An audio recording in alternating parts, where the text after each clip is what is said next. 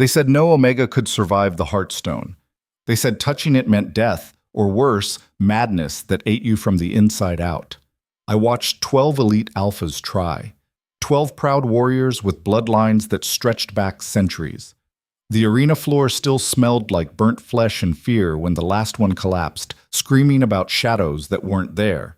And then the relic cracked. Everyone ran.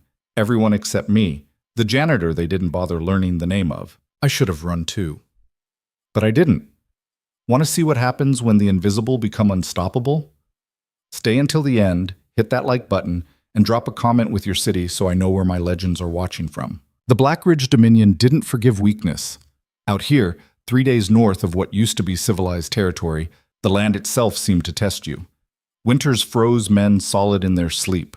Summers baked the ground until it cracked open like old bone. And the people? They were harder than both. Marcade learned that lesson young. She knelt in the corner of the grand arena's preparation chamber, scrubbing blood from stone that had seen too much of it. Her hands were raw. The brush had lost half its bristles 2 months ago, but requisitioning a new one meant paperwork, and paperwork meant being noticed. Being noticed meant trouble. Pathetic. The voice cut through the humid air. Mara didn't look up. She knew better. Absolutely pathetic, the voice continued. It belonged to Celine Thrace, daughter of the Western Pact's High Commander. The Heartstone's been active for 6 hours and they've only managed to find this caliber of contestant. Another voice joined in, male, dripping with casual cruelty. What did you expect, Celine? Half the alphas worth their salt refused to come. They know what this trial really is. A culling, Celine said. The weak king's last desperate attempt to save himself. Mara's brush slowed. They were talking about King Ronan Vexley, the Alpha King, the man who'd united 5 fractured territories through sheer brutality and strategic brilliance before his 30th year. The ruler who'd held Blackridge together when 3 neighboring dominions tried to carve it up like a feast day pig. That same king was dying, not from battle wounds or poison or any enemy's blade. He was being consumed by his own power, the mate bond that never formed, the biological imperative that turned alphas feral when they went too long without their true match. His mind was deteriorating. People whispered about it in the market squares, in the training yards, in every shadowed corner where fear bred speculation. The trial was his last option, an ancient rite, older than the Dominion itself. Any unmated female could attempt it, touch the Heartstone, survive its judgment, and become Luna, the Alpha King's mate, his salvation. Sounds simple. It wasn't. Drink? Celine's companion asked. Too early. I want to be sober when they bring in the next fool. Mara finished her section of floor and moved to the next, staying small, staying quiet. The elites never looked at servants. To them, Omegas like her were furniture that occasionally moved. The preparation chamber door slammed open. Candidate 7 is ready, a guard announced. Celine laughed, the sound sharp as broken glass. Already? What happened to 6? Unconscious. Healers say she'll wake up in a few days, maybe. Her mind's gone somewhere they can't follow. Wonderful. Mara risked a glance as they filed out. Celine moved like liquid death in expensive silk. Her companion, some northern pack elite whose name Mara didn't know, followed with the lazy confidence of someone who'd never been truly hungry, never been truly afraid. The door shut. Mara sat back on her heels and finally let herself breathe. 7 candidates. 7 failures. And the day wasn't even half over. She'd seen the first trial from a distance, pressed against the back wall of the arena while she waited for the signal to clean whatever mess got made. The candidate had been impressive, daughter of the Eastern Pac's beta line, raised since birth for leadership. Beautiful, powerful, confident. She'd touched the Heartstone and started screaming before her fingers even made contact. The relic had shown her something. Everyone heard her begging, pleading with people who weren't there, crying about choices she'd made, secrets she'd buried. The Heartstone didn't just test strength. It cracked you open and made you face everything you'd hidden from yourself. Most people couldn't handle that kind of truth. Mara stood and stretched her aching back. She had maybe 10 minutes before they'd need the chamber prepped for the next round. She moved through the space mechanically, her mind elsewhere. 10 years since the massacre. 10 years since she'd watched her pack burn. She'd been 14, small even for an Omega. Her pack, the Cade line, had been modest. Farmers mostly. Good people who worked the land and kept to themselves. They weren't warriors or politicians. They just wanted to survive. They didn't. Mara still remembered the smell, smoke and meat, and something sweet-sick that she later learned was burning hair. The raiders had come at dawn. She'd been collecting water from the stream when the screaming started. By the time she got back, there was nothing to save. Nothing but bodies and ash, and the terrible silence that came after. She'd survived by hiding in a root cellar, pressed against the cold earth while boots thundered overhead. When she finally emerged 2 days later, half dead from thirst and shock, she'd made herself a promise. Never stand out, never be seen, never give anyone a reason to remember your name. It had worked. For 10 years, it had worked. She'd drifted from territory to territory, taking whatever work let her stay invisible. Cleaning, mostly. People didn't guard their words around cleaners, didn't bother hiding their plans or their prejudices or their casual cruelty. Blackridge had been the longest she'd stayed anywhere. 3 years scrubbing floors in the King's complex, sleeping in a shared room with 9 other servants, eating whatever the kitchens didn't want. It wasn't a life, but it was survival. A distant roar shook the walls, the crowd in the arena, reacting to something. Mara moved to the small window and looked out. The grand arena stretched below, a massive oval carved from black stone that gave the Dominion its name. Thousands of spectators filled the terraced seating, packed shoulder to shoulder. She could see the trial platform at the center, a raised circle of ancient metal inscribed with symbols nobody could fully translate. And there, in the middle of it all, sat the Heartstone. Even from this distance, it made her skin crawl. The relic looked like a massive gemstone, roughly the size of a human heart, suspended in the air by nothing visible. It pulsed with its own sick light, deep red one moment, black the next, occasionally flashing white like lightning trapped under glass. The air around it seemed to bend, to warp, as if reality itself wasn't quite sure what to do with it. According to legend, the Heartstone had been created by the first alphas, a weapon, a test, a judge. It could sense the truth of a person's spirit, their strength, yes, but also their darkness, their capacity for both creation and destruction. A true mate had to be strong enough to balance an alpha king, strong enough to stand beside absolute power without being consumed by it. The Heartstone ensured that, by breaking everyone who wasn't worthy. Mara watched as the 7th candidate approached the platform. She couldn't hear the woman's name from here, but she could see the determination in her stride. The candidate was tall, built like a fighter, with ceremonial armor that caught the harsh sunlight. The crowd quieted. The woman reached out. For a moment, nothing happened. Then the candidate's hand touched the Heartstone's surface, and her entire body went rigid. Her mouth opened in a scream that Mara couldn't hear but could imagine perfectly. The woman clawed at her own face, stumbling backward, and even from this distance Mara could see the blood. Guards rushed forward. They dragged the candidate away, still thrashing, still screaming, 7 down. Mara turned from the window and went back to her work. It wasn't her business. None of this was her business. She was here to clean, to stay invisible, to survive another day in a world that had already taken everything from her once. The afternoon crawled past. Candidates 8 and 9 failed before sunset. Number 10 made it further than most. Her hand actually grasped the Heartstone for a full 3 seconds before her eyes rolled back and she started convulsing. The healers carried her out on a stretcher, muttering about brain damage and permanent trauma. Mara cleaned the preparation chamber between each attempt. Blood, mostly. Sometimes vomit. Once she had to scrub up something that looked like melted wax, but was actually layers of skin that had sloughed off when the candidate's entire body tried to reject what the Heartstone showed her. By evening, the mood in the complex had shifted. Fear. Real fear. The kind that made people's voices quiet and their movements careful. The Heartstone wasn't just testing candidates anymore. It was making a statement. It was saying that perhaps no one was worthy. Perhaps the Alpha King was meant to fall, and the Dominion with him. Mara had just finished cleaning the chamber for what she hoped was the last time that day when she heard shouting. She froze, brush in hand. The sound came from the main arena, not the organized roar of a crowd, but chaos. Panic. She moved to the window and looked out just in time to see people flooding toward the exits, stumbling over each other in their desperation to escape. The Heartstone was cracking. Not breaking cleanly, but fracturing in slow, terrible spirals. Each crack released a pulse of energy that made the air itself scream. The ancient metal platform groaned, warping under forces it was never meant to contain.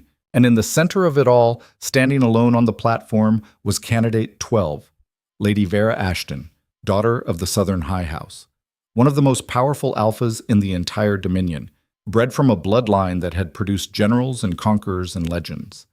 She stood perfectly still, her hand still pressed against the Heartstone, her face locked in an expression somewhere between ecstasy and absolute terror. She wasn't letting go. She couldn't. The relic had her trapped. "Release it!" someone screamed, probably one of the judges. "Pull your hand back." Vera didn't move. Couldn't move. Her body had become a conduit for something too big, too raw, too ancient to be controlled.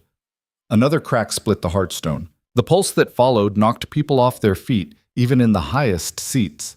Mara saw guards trying to reach Vera, saw them get thrown back by the energy field that now surrounded the platform, saw the terror spreading as people realized what was about to happen. If the Heartstone shattered completely, it would take half the arena with it, maybe more. The energy contained in that relic was older than the Dominion, older than the territories, older than anyone living could measure. Mara should have run. Every instinct screamed at her to run, to get as far from the arena as possible, to survive the way she always survived, by being somewhere else when disaster struck. But she'd watched 12 women try and fail, watched them break themselves against an impossible test while thousands cheered or jeered or placed bets on how long they'd last. And now everyone was running, everyone except Vera, trapped and dying on that platform. Everyone except the Alpha King, who'd emerged from his observation tower and was trying to reach the relic, his face twisted with something between rage and desperation. Everyone except Mara, who'd spent 10 years making herself invisible, who'd survived by never being noticed, never being remembered, never mattering to anyone. She dropped her brush. The preparation chamber door was locked, protocol during trials, but Mara knew every back passage in the complex. 3 years of cleaning had taught her the paths the elites never used, the maintenance corridors and servant tunnels that kept the machinery of power running invisibly. She ran. Not away. Toward. Her heart hammered against her ribs. Her breath came short and sharp. She had no plan, no strategy, no reason to think she could do anything except die slightly closer to the disaster than the fleeing crowds. But her feet kept moving. She emerged from a service exit directly onto the arena floor. The heat hit her first. The air around the Heartstone had become furnace hot, shimmering with barely contained energy.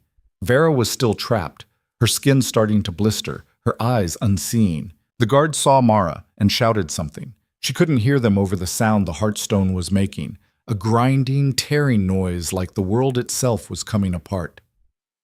The Alpha King saw her too. Ronan Vexley stood 10 feet from the platform's edge, held back by the same energy field that had repelled his guards. His eyes met Mara's for a fraction of a second, gray as winter storms, wild with the beginning of feral madness, but still sharp enough to recognize insanity when he saw it. Mara didn't slow down.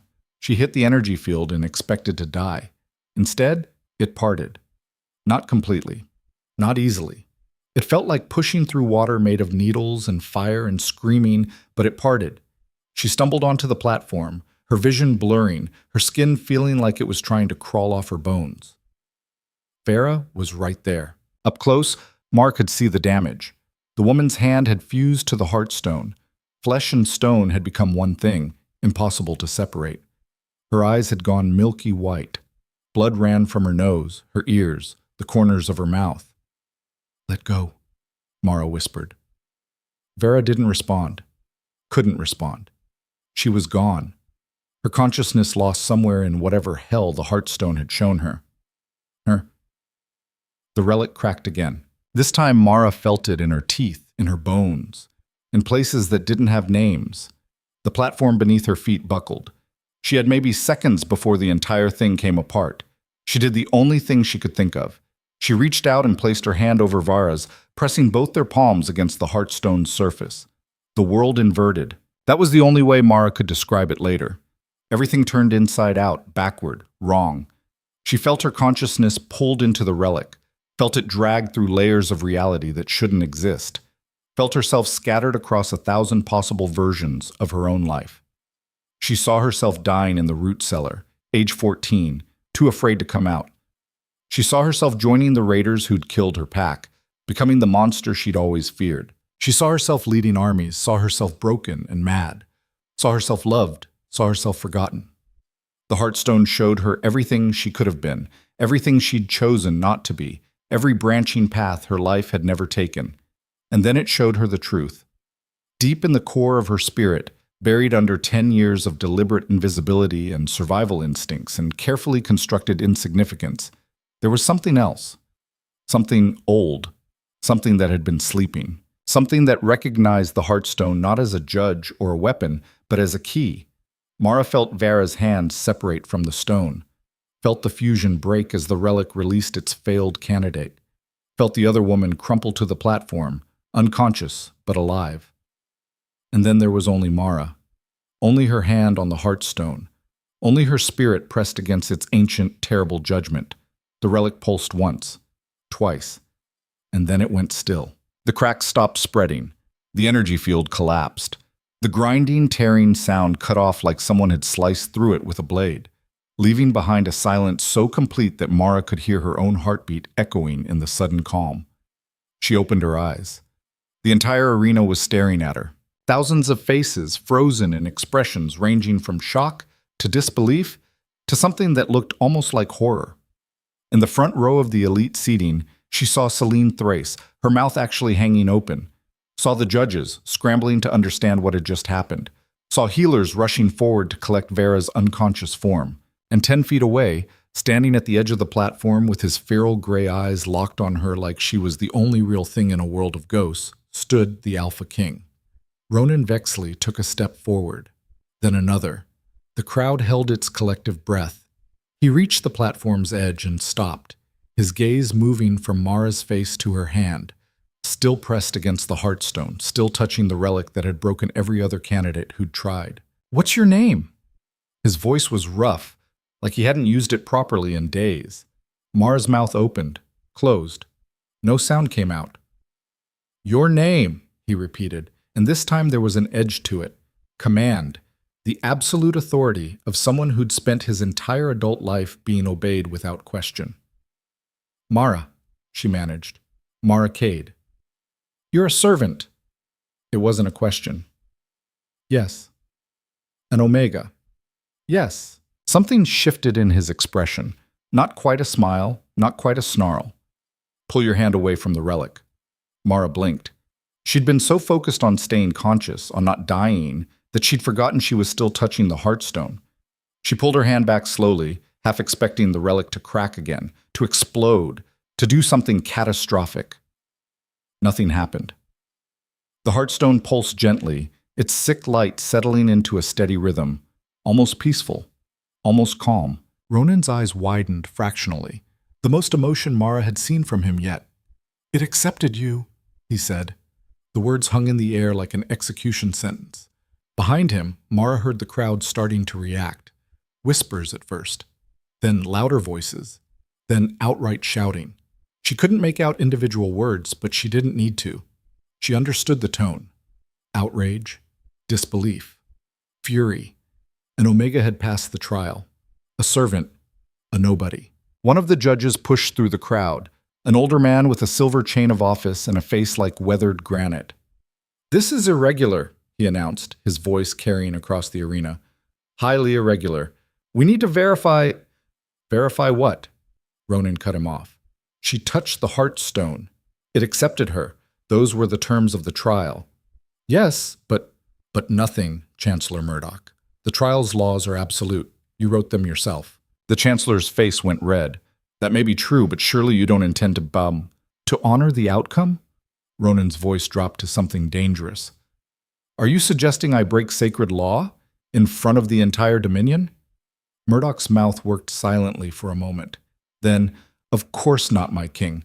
I simply meant that perhaps a period of evaluation would be prudent. to ensure the relic's judgment was sound.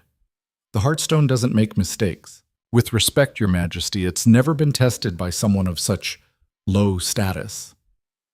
There it was. The thing nobody wanted to say out loud, but everyone was thinking.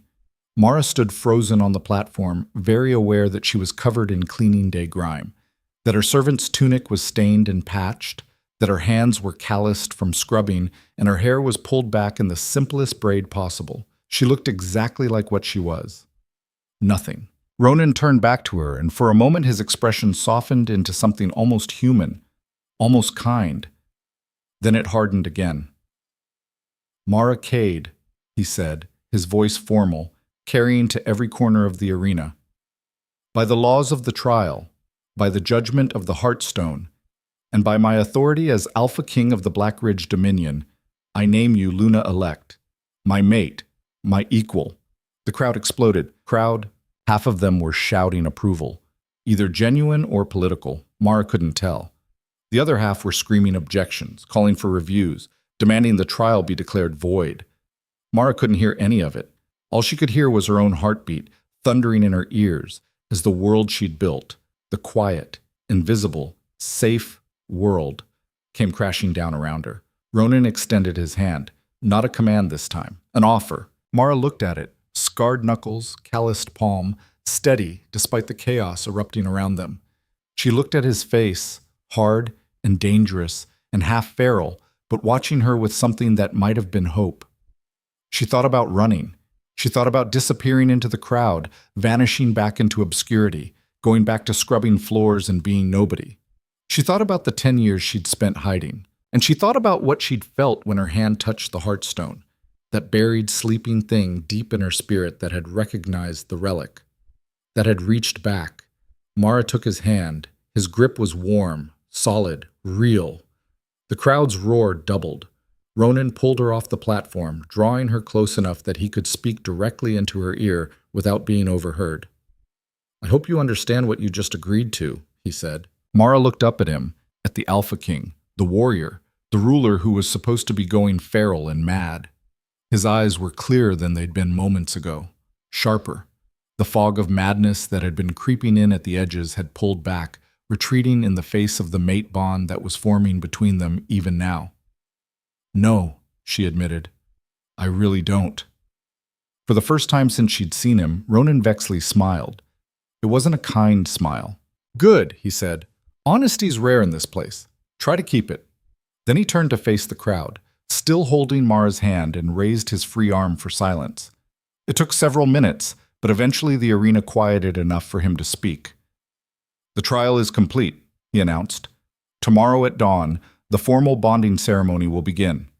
Any who wish to challenge the Heartstone's judgment may do so then, according to ancient law."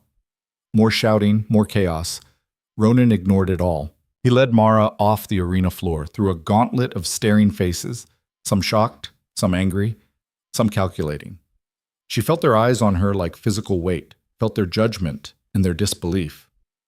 She'd been invisible for 10 years. She'd never be invisible again.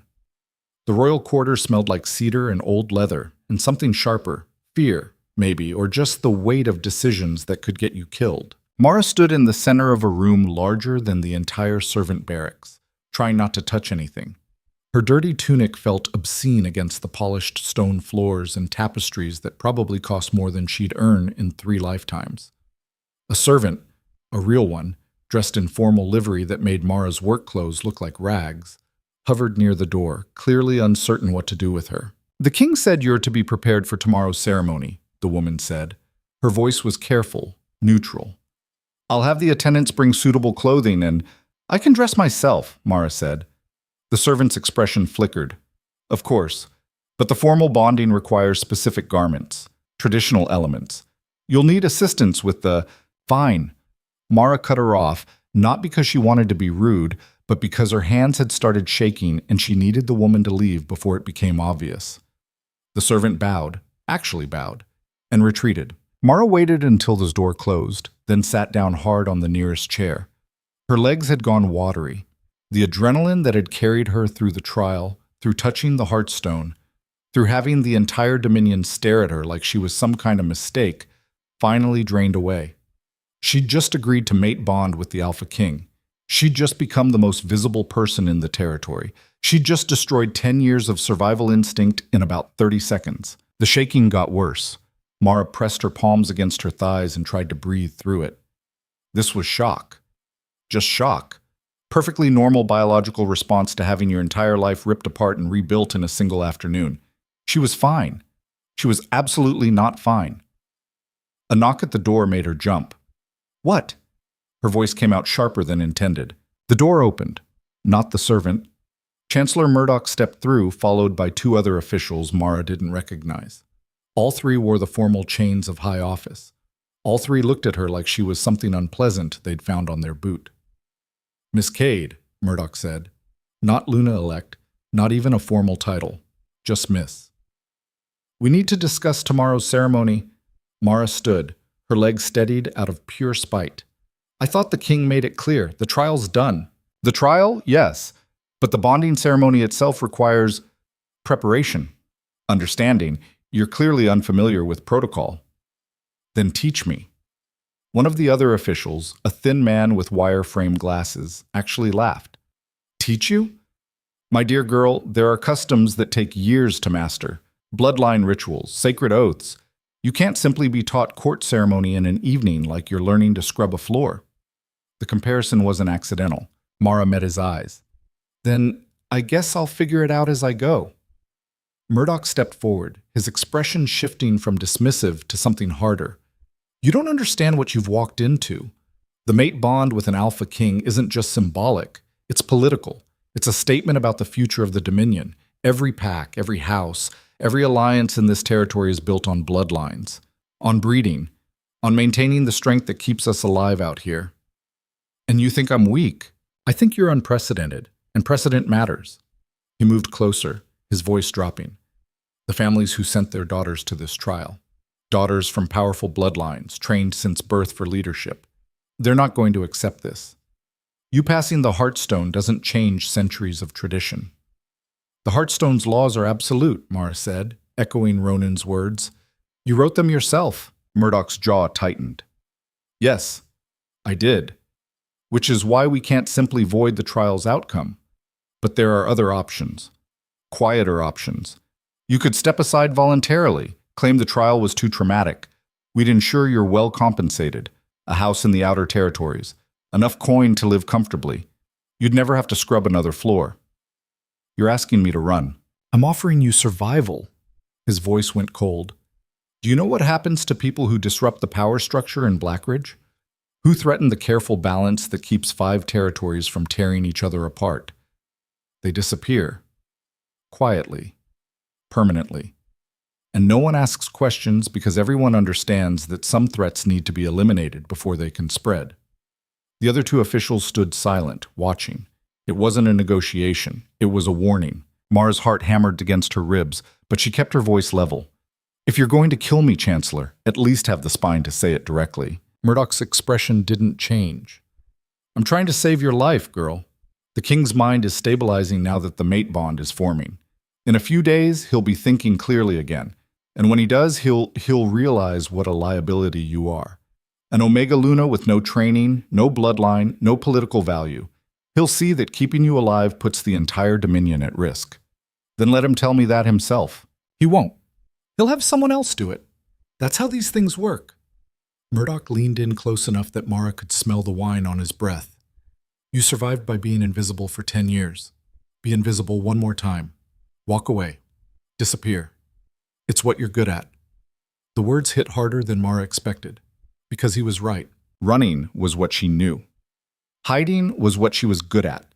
She'd built an entire life around not being noticed, not being remembered, not mattering enough to become a target.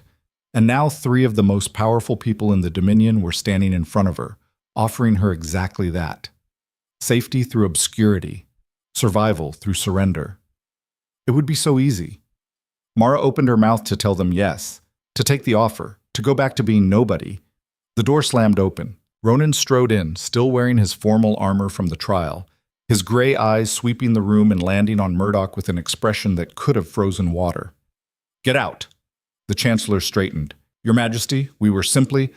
I know exactly what you were doing. Get out. The officials exchanged glances. Murdoch started to say something else, thought better of it, and bowed. All three of them filed out without another word. The door shut. Ronan looked at Mara. What did they offer you? Money. A house. My life. And you said? Nothing yet. Something that might have been approval flickered in his expression. Smart. Always make them think you're considering it. He moved to a side table and poured 2 glasses of something amber, offered her one. Mara took it, but didn't drink. Your mind's clearer. The mate bond. He downed half his glass in one swallow. The moment you touched the Heartstone, I felt it. Like someone opened a window in a room I'd been suffocating in. First clear thought I've had in months. So you don't need me anymore. Ronan laughed, a rough, bitter sound. I need you more than ever. You just became the only thing standing between me and complete feral collapse. He set his glass down. But Murdoch's not wrong about the political situation. Half the territory's families are furious. The other half are waiting to see which way the wind blows before they commit to fury. Why not let me go then? Find someone else. Someone who actually belongs here. Because the Heartstone chose you. He said it simply, like it explained everything. That relic has been judging alpha mates for 500 years. It's never made a mistake, never accepted someone who couldn't handle what comes next. And what comes next? Ronan's expression went hard. War, probably. The southern houses won't accept an Omega Luna. They'll call it an insult to their bloodlines. The northern packs will see it as weakness and test our borders. The Eastern Alliance will use it to renegotiate every trade agreement we have. He paused. And that's just external threats. Internal's going to be worse. Then why go through with the bonding? Because I don't have a choice. His voice carried something raw.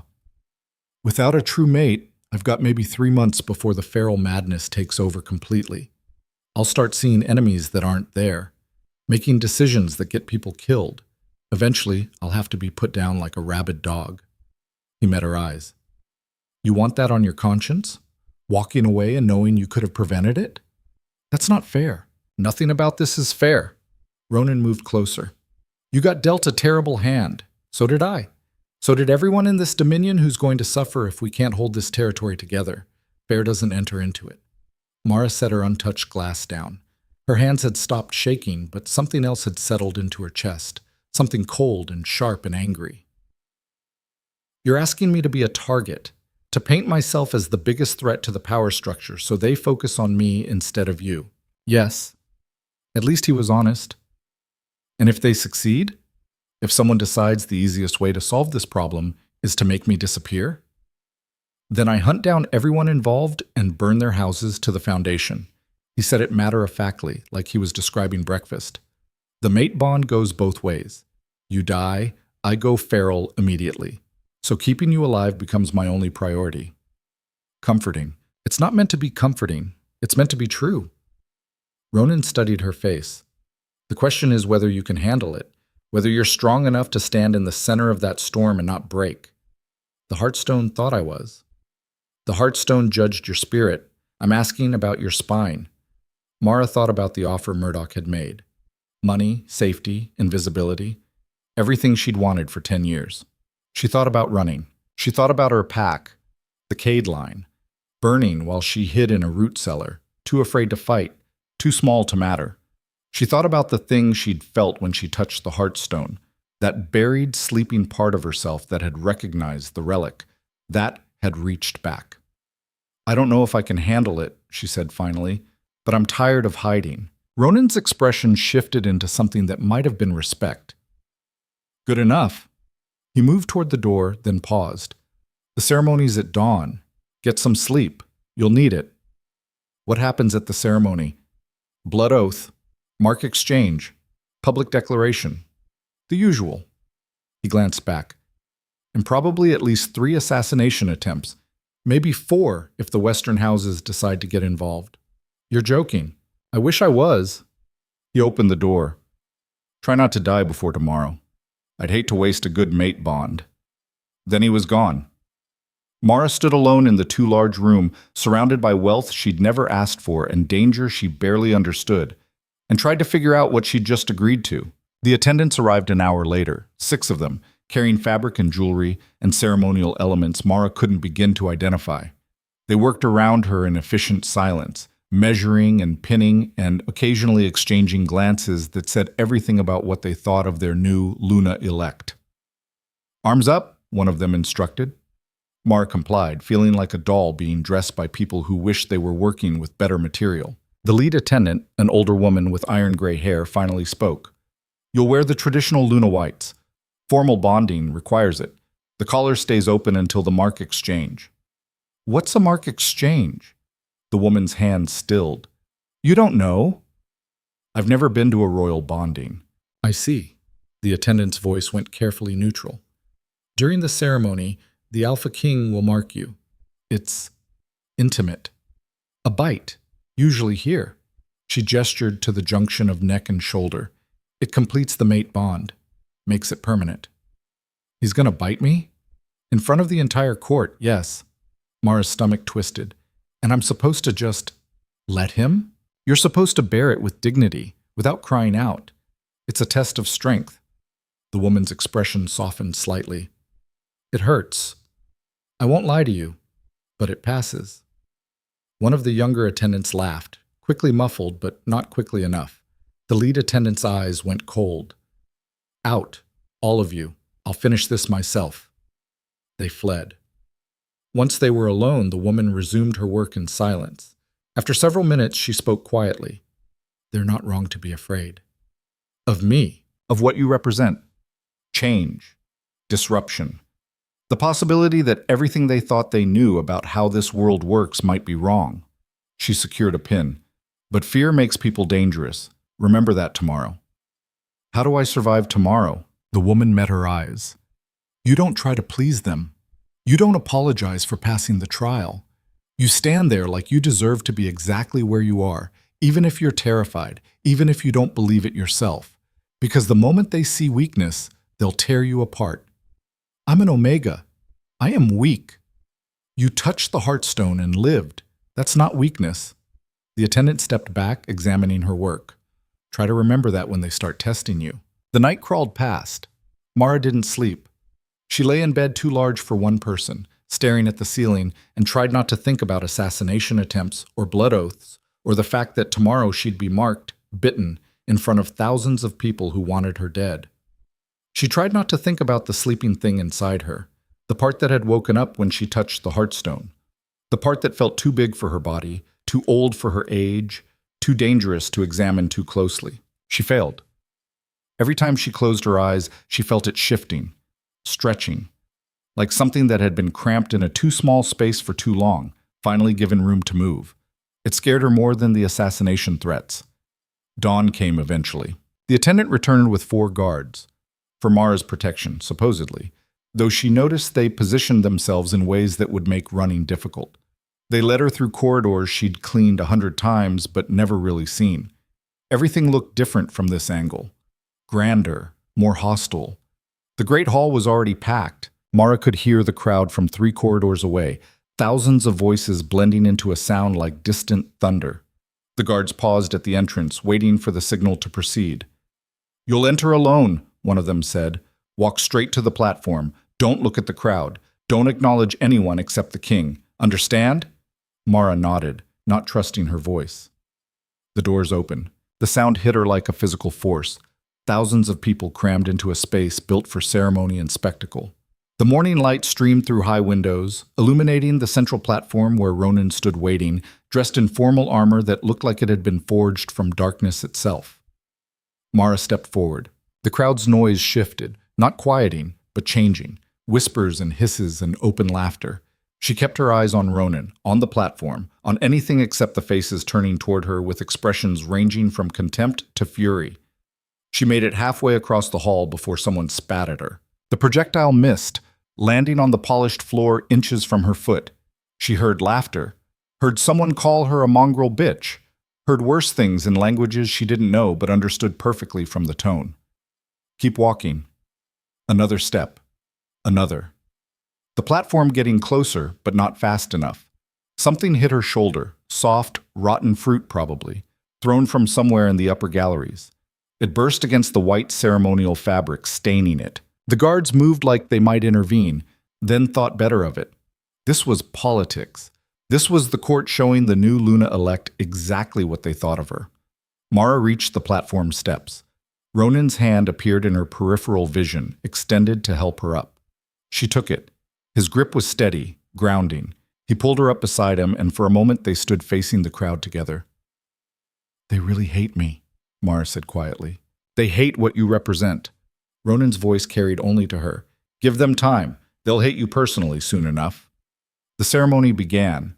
Chancellor Murdoch performed the rites, reading from an ancient text in a language that sounded like rocks grinding together.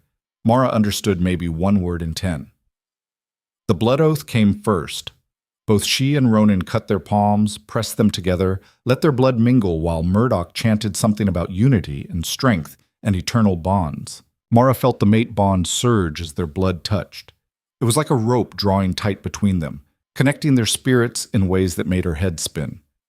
Then came the mark. Ronan moved behind her, his hand settled on her shoulders, warm through the thin ceremonial fabric. The crowd went dead silent. "This is going to hurt," he said, quiet enough that only she could hear. "I know." "Try not to scream. They're waiting for it." Mara tilted her head, exposing her neck. Ronan's teeth grazed her skin first. A warning, maybe, or just finding the right spot.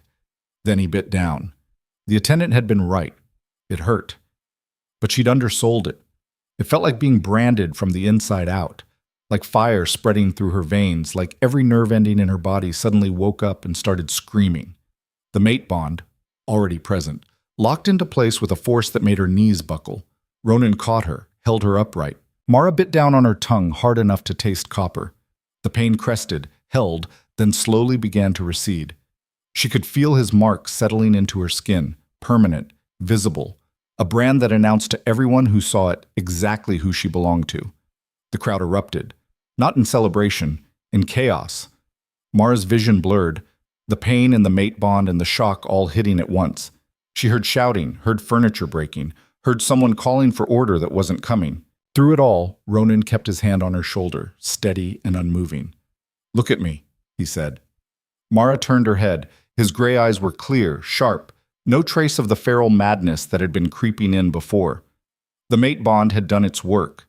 He was stable again. And she was marked, claimed. The Alpha King's Luna, no longer invisible, no longer safe. The crowd's noise reached a fever pitch. Mara saw people shoving toward the exits, saw guards struggling to maintain order, saw at least 3 separate fights breaking out in different sections of the hall. And then she saw the blade. It came from the crowd, thrown, not thrust, spinning through the air with the precision of someone who knew exactly what they were doing, aimed not at Ronan, but at her throat. Mara froze. Time seemed to slow. She could see the sunlight catching on the blade's edge, could track its trajectory, could understand in perfect clarity that she was about to die. And there was nothing she could do about it. The sleeping thing inside her disagreed. It moved before Mara consciously decided to move. Her hand came up, faster than she thought possible, faster than should have been physically achievable, and caught the blade by its hilt. The weapon stopped mid-flight, held, steady in her grip. The crowd went silent. Mara stared at her own hand, at the blade she'd just caught, at the impossible thing she'd somehow done. Ronan's voice came low and dangerous. "Who threw that?" No one answered. "I'll ask once more. Who threw that blade?" Silence. Then a man pushed through the crowd, young, wealthy-looking, wearing the colors of one of the southern houses. "I did, and I'll do it again. That mongrel has no right to—" He didn't finish. Ronan moved so fast Mara barely saw it. One moment he was beside her, the next he had the man by the throat, lifted off the ground, his face going purple. "Ancient law," Ronan said, his voice carrying to every corner of the hall. "Any attack on a Luna during bonding ceremony is punishable by death. No trial, no appeal, immediate execution." The man's eyes bulged, his hands clawed at Ronan's grip. "Your Majesty," Murdoch called from somewhere in the chaos, "perhaps exile would be more—" "No." Ronan's grip tightened. "The law is clear. He dies." Mara found her voice. Stop. Ronan's eyes cut to her. Let him go, she said. He tried to kill you. And if you execute him, his entire house will use it as justification for war. You said it yourself, the southern houses are looking for reasons. Mara moved closer, still holding the blade. Exile him. Strip his titles. Make an example without making a martyr. Ronan's jaw worked. For a long moment, Mara thought he'd refuse. Then he dropped the man. The would-be assassin collapsed, gasping and coughing. Guards rushed forward, dragging him away. Ronan turned to the crowd.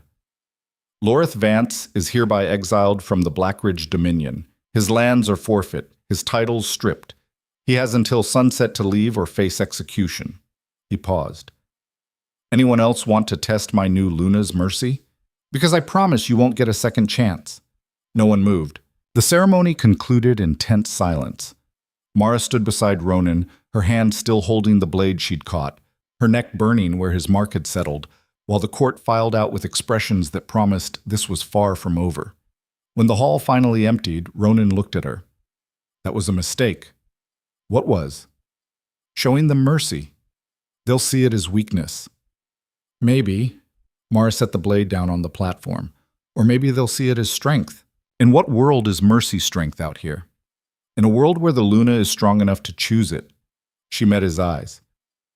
You wanted someone who wouldn't break under the pressure. Someone the Heartstone judged worthy. Well, congratulations. You got her, and she doesn't rule the way you do.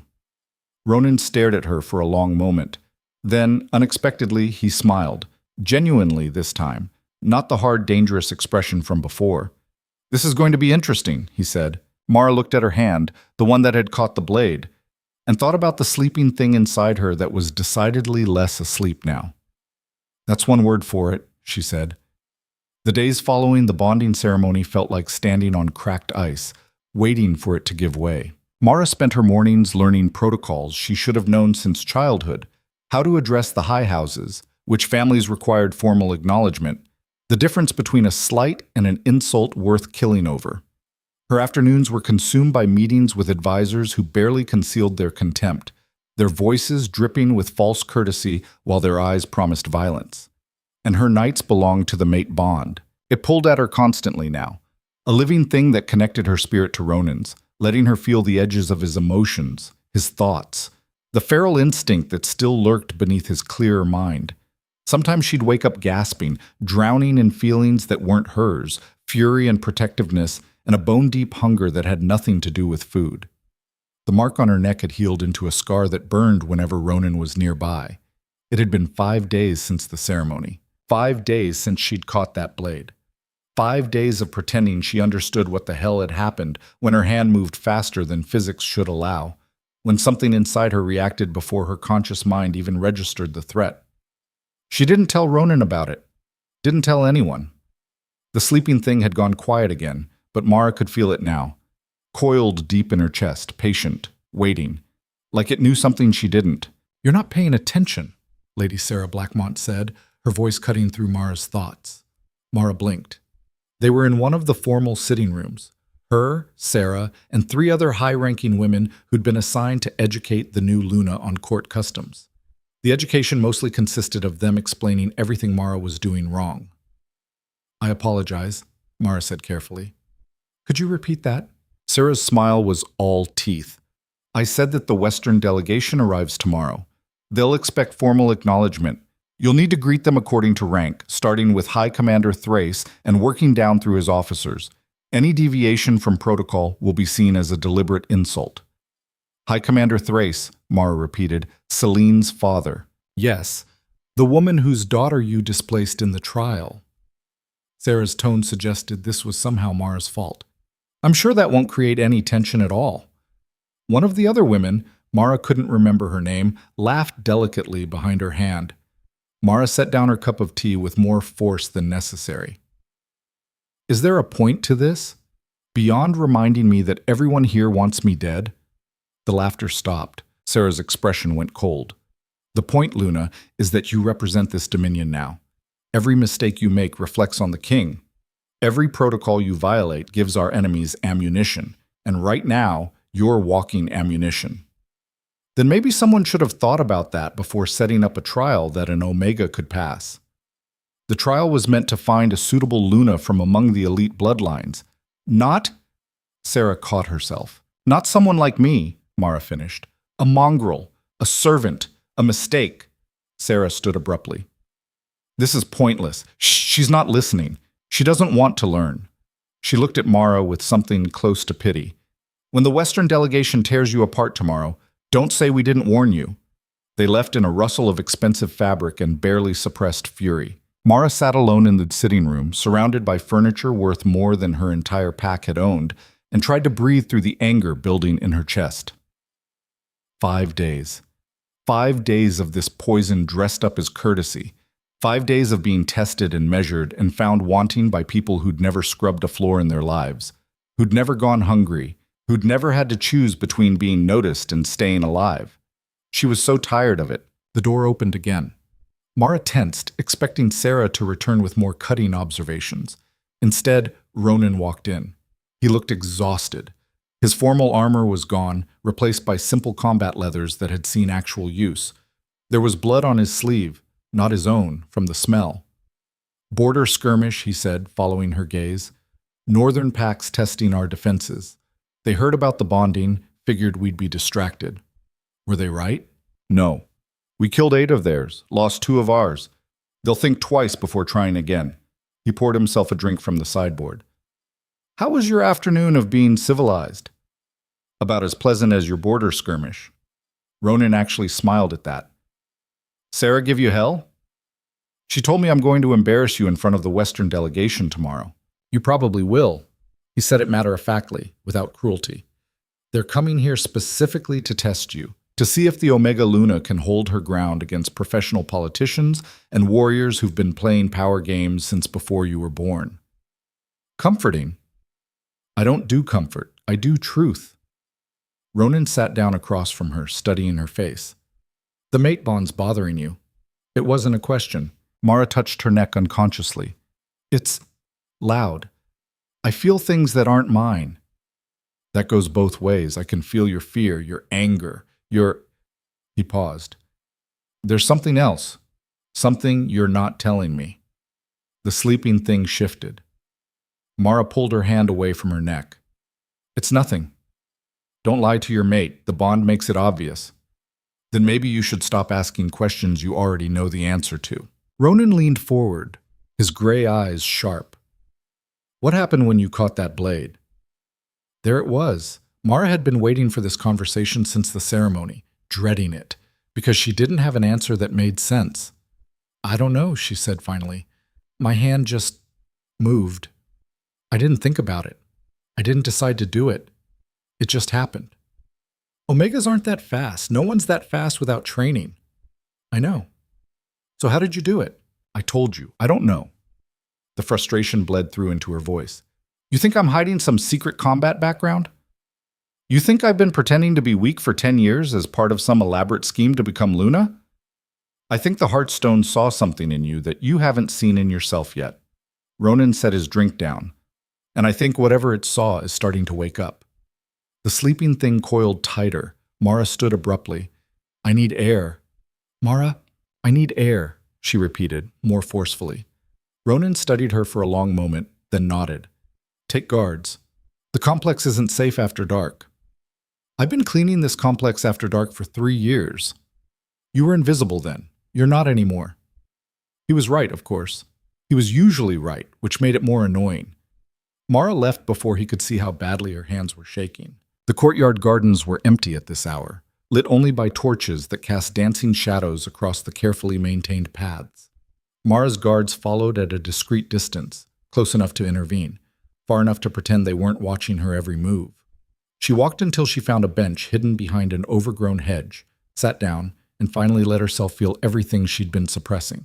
Terror, rage, confusion, the bone-deep certainty that she was in over her head, that she'd made a terrible mistake, that everyone was right to doubt her, and underneath it all, that thing, that sleeping, patient, ancient thing that had woken up when she touched the Heartstone. You're being dramatic. Mara's head snapped up. A woman stood on the path, older, maybe 60, with silver-streaked hair and a face that had weathered too many hard years. She wore simple clothes, servant's garb, and carried herself with the invisible quality Mara recognized immediately, someone who'd learned to survive by not being seen. "I don't know you," Mara said. "No, but I know you." The woman moved closer, her steps careful. "Or at least, I know what you are." Every instinct Mara had screamed danger.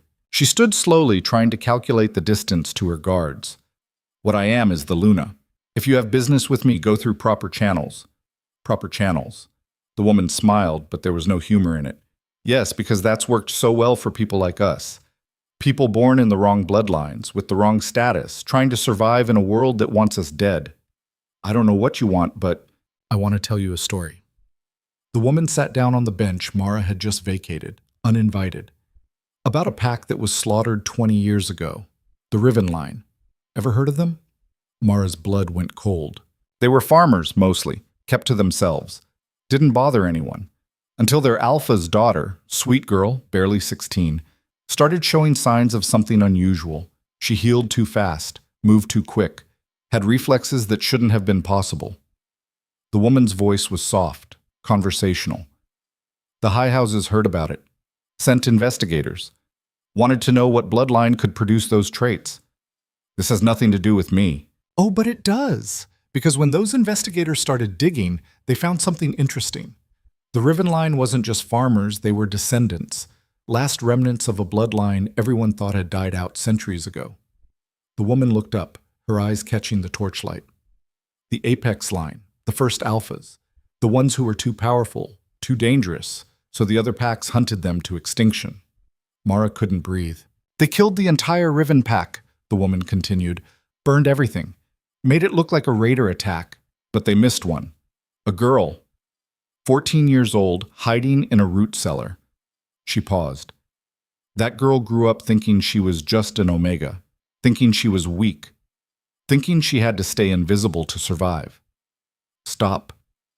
Her name was Mara Cade, and she had no idea what was sleeping inside her. Mara's guards were too far away. The woman hadn't made any threatening moves, but the information she was sharing was more dangerous than any weapon. "Who are you?" Mara's voice came out steadier than she felt. "Someone who survived the same purge, someone who's been watching you for 10 years waiting to see if the bloodline would wake up." The woman stood. "It's waking up now. I saw it at the bonding ceremony. The speed, the reflexes. Soon it'll be more than that." "You're insane." "Am I? Then explain how you caught that blade. Explain how the Heartstone, which was created by your ancestors, by the way, recognized you instantly. Explain why every instinct you have is screaming at you right now that everything I'm saying is true." The sleeping thing wasn't sleeping anymore. It was awake, alert, resonating with the woman's words in a way that made Mara's skin crawl. "What do you want?" Mara asked. "I want you to survive what's coming. Because tomorrow, when that Western delegation arrives, they're not here to test your protocol knowledge. They're here to kill you." The woman's voice went hard. "Celine Thrace knows what you are. Her father does too. They've been hunting Apex bloodline survivors for decades. And now one just became Luna." "You're lying." "I wish I was."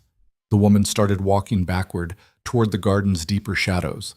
"There's a passage, east wall, behind the old armory. It leads outside the complex. When they come for you tomorrow, run. Don't try to fight. Don't try to prove yourself. Just run, and maybe you'll live long enough to learn what you really are." "Wait." But the woman was gone, melted into the darkness like she'd never existed. Mara stood frozen, her heart hammering, her mind racing through everything the woman had said. Apex bloodline. First alphas. Hunted to extinction. It was insane. It had to be insane.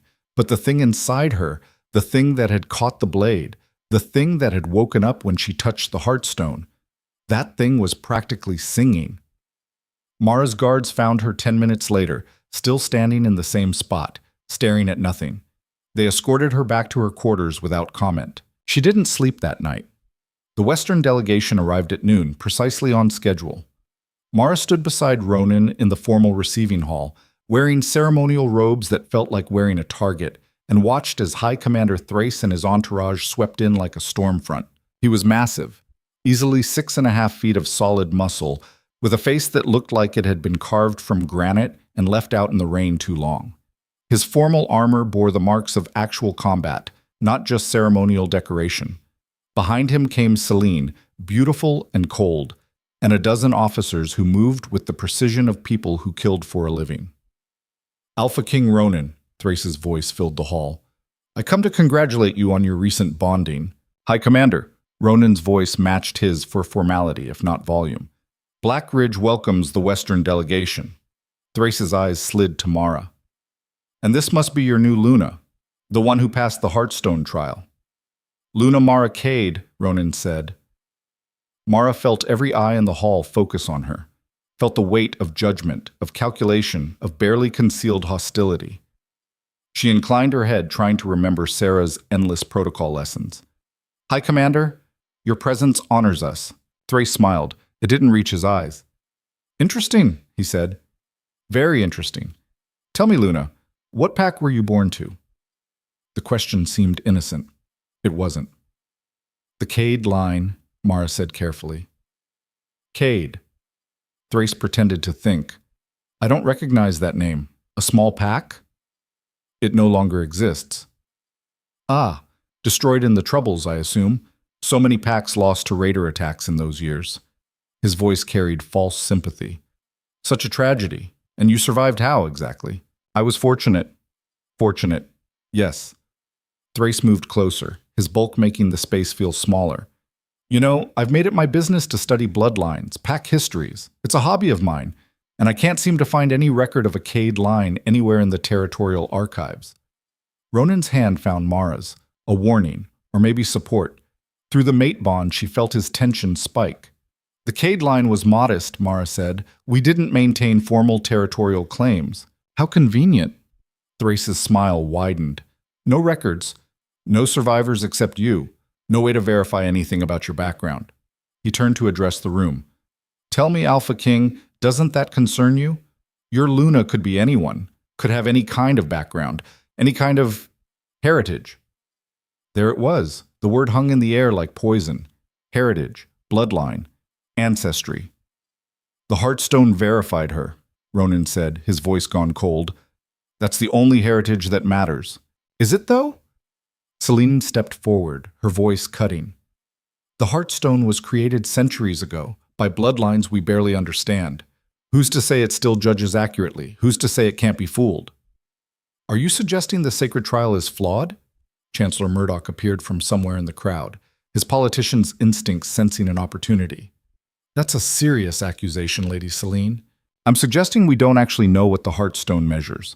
For all we know, it simply recognizes power.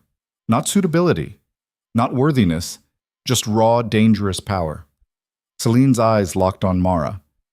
The kind of power that got entire bloodlines exterminated for good reason. The hall erupted in whispers. Mara felt the sleeping thing surge, felt it rise up through her chest, through her throat, pressing against her teeth. It wanted out. It wanted to show them exactly what kind of power she carried. She shoved it down with everything she had. Careful, Lady Celine. Ronan's voice could have frozen water. You're coming very close to accusing my mate of crimes that would require immediate execution.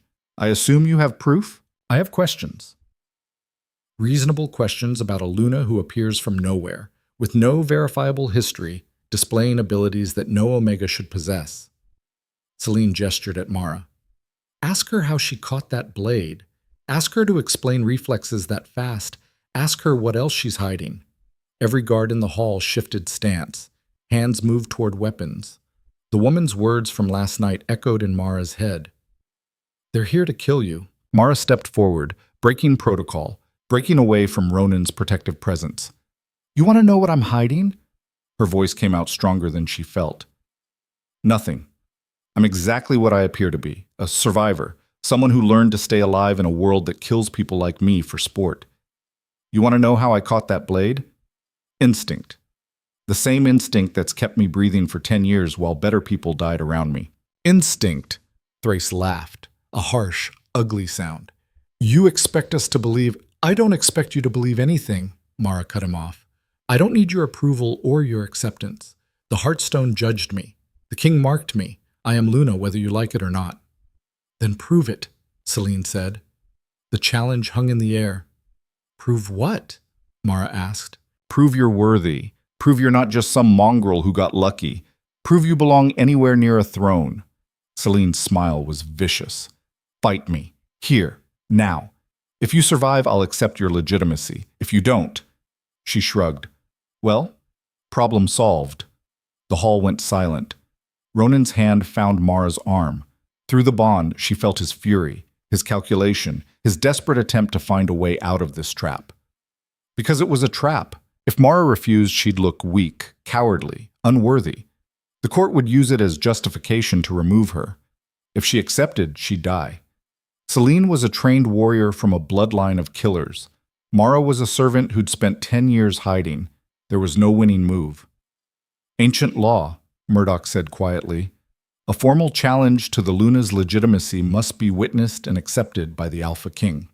Every eye turned to Ronan. Mara felt him through the bond, felt his mind working through scenarios, calculating odds, looking for any option that didn't end with his mate dead on the floor. She squeezed his arm. It's okay, she said quietly. Meaning, let me do this. Meaning, I'd rather die fighting than live as their puppet. Ronan's jaw worked. His eyes met hers, searching for something. Whatever he found there made him close his eyes briefly, like a man accepting a death sentence. I accept the challenge, he said, under formal combat rules. First blood or submission. No weapons. No interference. Celine's smile was triumphant. The crowd pulled back, forming a circle. Guards cleared furniture, creating an impromptu arena in the center of the receiving hall. Mara stood on one side, still wearing her ceremonial robes. Celine stood on the other, already stripping off her formal jacket to reveal combat leathers underneath. She'd planned this. Come prepared. Last chance to run, Celine called across the circle. No one would blame you. Mara started unlacing her ceremonial robes. Her hands shook, but she kept them steady through sheer will. The sleeping thing was wide awake now.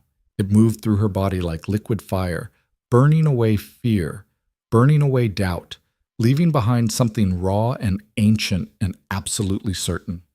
She let the robes drop. Underneath, she wore simple clothes, servant's clothes, what she'd been wearing under all the ceremonial nonsense they'd dressed her in.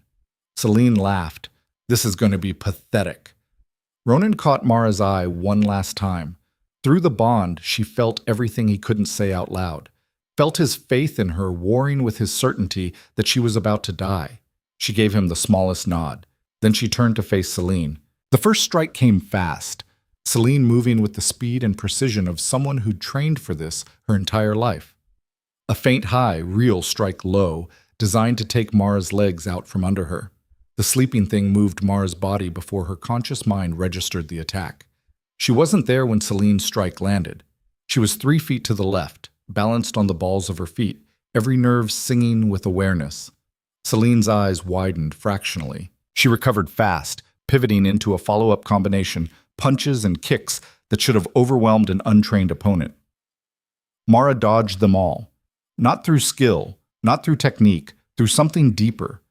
The thing inside her knew where Celine would strike before Celine did, reading her body language, her muscle tension, the micro-movements that telegraphed intent. The crowd's noise changed, shock replacing certainty. Celine snarled and came harder, faster, putting real killing intent behind her strikes. Mara moved like water, like wind, like she'd been fighting her entire life instead of spending it scrubbing floors. "What are you?" Celine hissed. The question triggered something. Mara felt the sleeping thing surge upward with a force that made her gasp. Felt it pour into her muscles, her bones, her blood. Felt herself changing, not physically, not yet, but something fundamental shifting in her spirit. She stopped dodging. Celine's next strike came in, a killing blow aimed at Mara's throat. Mara caught it, not the way she'd caught the blade. This was different. This was controlled, deliberate. She caught Celine's wrist mid-strike and held it, their faces inches apart. "I'm the thing your family spent decades trying to exterminate," Mara heard herself say.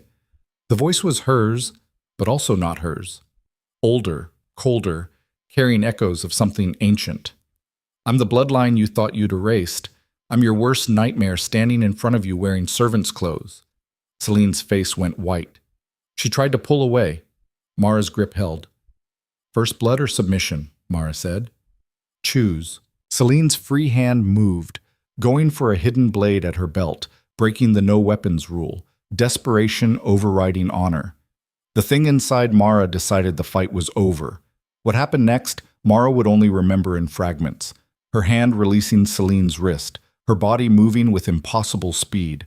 A strike, not a punch, something else, something instinctive, that caught Celine in the solar plexus and sent her flying backward into the crowd. Celine hit the floor and didn't get up, gasping for air, her eyes unfocused. First blood. Mara looked down at her own hands. They weren't shaking anymore. They looked wrong somehow, stronger, sharper, like they belonged to someone else. The hall was dead silent. Then someone screamed. Mara looked up to see people pointing at her, backing away, terror replacing their earlier contempt. "Apex," someone whispered. "Impossible," someone else said.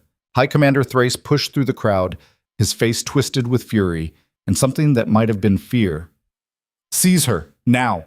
That's an Apex bloodline survivor. Ancient law requires immediate—" "She's my mate," Ronan's voice cut through the chaos like a blade. "Marked and bonded. Anyone who touches her answers to me.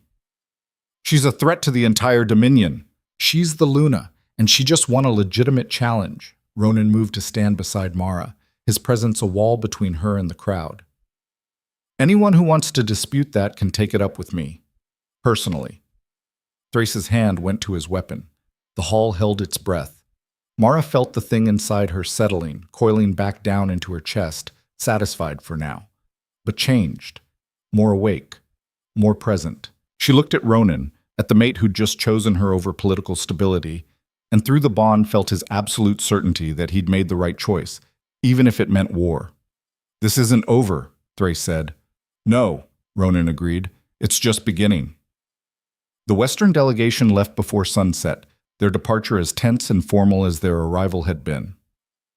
High Commander Thrace didn't speak another word to Mara, but his eyes promised this conversation was far from finished. Celine could barely walk. Two of her officers had to help her to the transport, her breathing still labored from whatever Mara had done to her.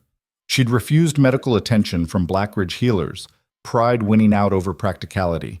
Mara watched them go from an upper window, her arms wrapped around herself, trying to stop the shaking that had started the moment the fight ended.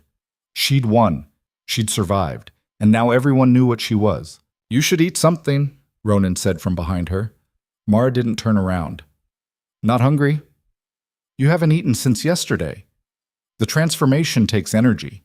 You'll collapse if you don't—" "I said I'm not hungry." The words came out harsher than intended. Silence. Then Ronan moved closer, his presence warm at her back. "Talk to me." "About what? About how I'm apparently descended from a bloodline that got hunted to extinction? About how I just proved everyone's worst fears, right? About how I have something living inside me that moves my body without asking permission." Mara's voice cracked. "Which part would you like to discuss first?" "The part where you're terrified." The simple accuracy of it broke something loose in her chest. Mara turned to face him. "I don't know what I am. I thought I was just an Omega who survived by being invisible. But that thing inside me, it's not me. It doesn't think like me. It just takes over. And—" She held up her hand, still half expecting to see them transformed into something monstrous. "What if I can't control it?" "Then we figure it out together." Ronan caught her hands, his grip solid. "You're not alone in this. I've been alone my entire life. Not anymore." That's what the mate bond means. His gray eyes were steady, certain in a way that made Mara want to believe him. "Whatever you are, whatever's waking up inside you, we deal with it. Together." The word felt foreign, dangerous, like trusting it would somehow make it disappear, but the mate bond hummed between them, steady and real, carrying Ronan's absolute conviction. Mara let herself lean into him, just for a moment, borrowing his certainty since she had none of her own. A sharp knock interrupted them. "Enter," Ronan called. Chancellor Murdoch stepped in, followed by 3 guards carrying a woman between them, the same woman from the garden. She looked smaller now, diminished, with bruises darkening her face and her hands bound in iron. We found her trying to leave the complex, Murdoch said. She claims she has information about the Luna's bloodline. I thought you'd want to question her personally. Mara's stomach dropped. The woman met her eyes across the room, her expression unreadable. Ronan's posture shifted into something harder, more dangerous. Who is she? Her name is Kara Voss, Murdoch said, former servant to the Riven Line. She was investigated 20 years ago during the bloodline purges, but was deemed irrelevant. Low-level domestic staff. Not irrelevant enough, apparently. Ronan moved toward her. What information do you have? Kara's lips quirked into something that wasn't quite a smile. Everything. The complete history of the Apex bloodline. Every surviving member. Every child born in secret. Every family who helped hide them. She paused. I kept records. The room went very quiet. Why? Mara asked. Because someone needed to remember. Because they tried to erase an entire people and pretend it never happened. Kara's voice carried old grief, old rage. The Apex line wasn't hunted because they were dangerous. They were hunted because they were powerful. Too powerful. The other bloodlines couldn't control them, couldn't predict them, couldn't break them. So they eliminated them. Under ancient law, Murdoch cut in, the Apex purges were justified. That bloodline produced alphas who couldn't be controlled, who went feral more easily, who threatened your precious power structure, Kara finished. Yes, I've heard all the justifications. Doesn't make it less genocide. Ronan held up a hand for silence. These records, where are they? Hidden. Safe. Kara's eyes found Mara again. I'll give them to you, all of them. Names, locations, everything, on one condition. You're not in a position to make conditions, Murdoch said. I am if you want to know how many other Apex survivors are still out there. How many might rise up when they hear one of their own became Luna? Kara's smile widened. The bloodline's not extinct, just hiding, like she was. Mara felt Ronan's hand find her lower back, steadying, grounding. What's your condition? Mara asked. Sanctuary. For all of them. Legal protection. An end to the purges. Kara's voice went hard. Let us live. That's all. Let us exist without fear of being murdered for what we were born as. That's not a small ask, Ronan said. Half the high houses will riot if I grant protection to Apex bloodlines. They've spent generations making sure that line stayed dead. Then they'll have to learn to live with disappointment. Because the alternative is having multiple Apex alphas rising up across the territory, angry and organized and done with hiding. Kara leaned forward despite her restraints. Your mate isn't the only one who's waking up. The bloodline recognizes her. They'll come. The only question is whether they come as allies or enemies. The weight of that settled over the room like snow. Murdoch looked like he'd swallowed something rotten. This is insane. You can't seriously be considering— Get out, Ronan said. Your Majesty. I said get out. All of you. Leave the woman. The guards exchanged uncertain glances with Murdoch, but they obeyed. Within moments, only Ronan, Mara, and Kara remained. Ronan studied the bound woman for a long moment. If you're lying, if this is some elaborate trap, then you can kill me and scatter my ashes. I don't care. Kara's voice carried the exhaustion of someone who'd been running too long. I'm tired. I'm old. I don't have anything left except the truth. Take it or leave it. Where are the records? Kara rattled off coordinates. A location in the deep wilderness, 3 days north by horse. There's a cairn, stone marker carved with old symbols. The records are buried beneath it, sealed in iron to keep them dry. You expect me to just believe that? No, I expect you to send someone to verify, someone you trust absolutely. Kara's eyes moved to Mara. Someone who can sense whether I'm lying. The Apex bloodline can read truth like others read faces. It's one of their gifts. Mara blinked. I can't. Yatis. Yes, you can. You've been doing it unconsciously your whole life. How do you think you survived 10 years of reading the court's intentions? Kara leaned forward. Focus. Look at me. Not with your eyes. With that thing inside you that's waking up. Against her better judgment, Mara tried. She'd never consciously attempted this before, but the moment she focused on Kara, really focused, with that deeper awareness the sleeping thing provided, information flooded in. Micro-expressions, heartbeat rhythms, the subtle scent changes that came with emotional shifts. Kara was telling the truth. The certainty hit Mara like a physical blow. She's not lying, Mara heard herself say. About the records, about the other survivors, about all of it. Ronan's hand tightened on her back. Through the mate bond, she felt his shock, his calculation, his rapid reassessment of everything he thought he knew. How many? He asked Kara. How many Apex survivors? In this territory? Maybe 40? Across all territories? Could be hundreds? We scattered? Went deep? Most don't even know what they are. Their parents hid it, diluted the bloodline through careful breeding, taught their children to suppress every instinct that might give them away. Kara's voice went soft. But blood calls to blood. And when one of us rises up publicly, becomes visible, the others feel it. They'll come. To support her or to challenge her? Ronan asked. Depends on how she handles it. Kara looked at Mara. The Apex bloodline respects strength, rewards courage, but they don't follow blindly. You want their loyalty? You'll have to earn it. Mara's mind reeled. 40 survivors, maybe hundreds. People like her, hiding, terrified, waiting for permission to exist without fear. And now they were watching her, waiting to see what she'd do. I need to think, Ronan said finally. He moved to the door, called for guards. Take her to a secure room. Treat her well. No restraints unless she tries to leave. The guards returned and escorted Kara out, her posture slightly less defeated than when she'd arrived. Once they were alone again, Ronan turned to Mara. This changes everything. I know. If what she's saying is true, if there really are that many Apex survivors out there, we could be looking at a full-scale civil war. The high houses will never accept them. They'll see it as an existential threat. What if they're right? Mara's voice came out small. What if we are dangerous? Everyone's dangerous given the right circumstances. Doesn't mean they deserve to be hunted. Ronan moved to the window, looking out over the complex. I need to verify her story. Send scouts to those coordinates, see if the records exist. And if they do? Then I make a decision that's either going to save this dominion or tear it apart. He glanced back at her. How do you feel about becoming the face of a revolution you didn't ask for? Mara let out a sound that was half laugh, half sob. About as good as I felt about becoming Luna.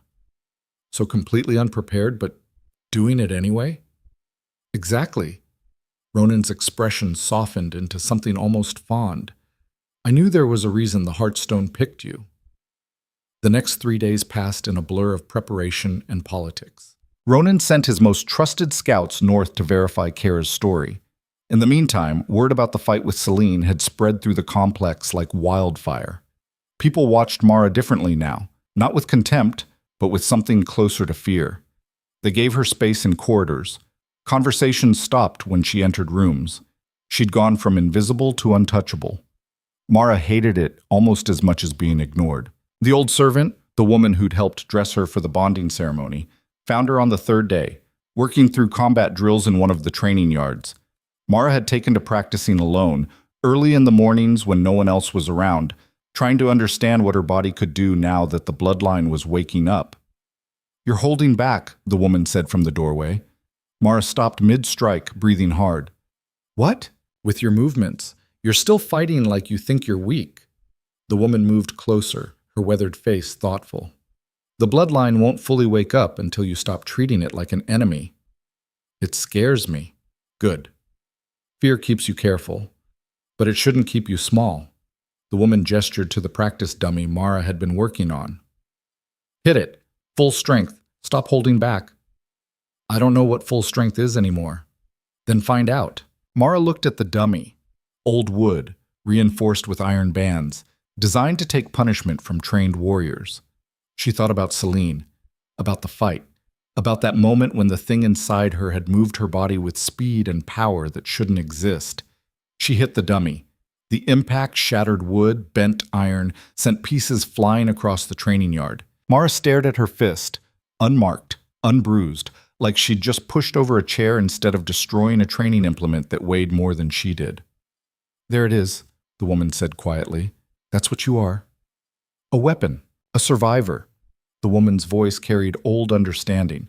The Apex bloodline was never about brute strength. It was about adaptation, evolution, being whatever you needed to be to stay alive. Your ancestors didn't get hunted because they were monsters. They got hunted because they couldn't be controlled. That's not reassuring. It's not meant to be. It's meant to be true. The woman started to leave, then paused. The scouts returned an hour ago. The Alpha King is calling a council meeting. You should be there. Mara's heart kicked against her ribs. Did they find the records? They found something. The council chamber was packed when Mara arrived. Every high-ranking official, every House representative, every voice that mattered in Black Ridge politics crammed into a space designed for formal proceedings. The whispers started the moment she entered. Mara forced herself to walk to her designated seat beside Ronan's throne, head high, moving like she had every right to be there even though her hands shook. Ronan stood when she approached, a gesture of respect that made half the room bristle. "Luna," he said formally, offering his hand to help her to her seat.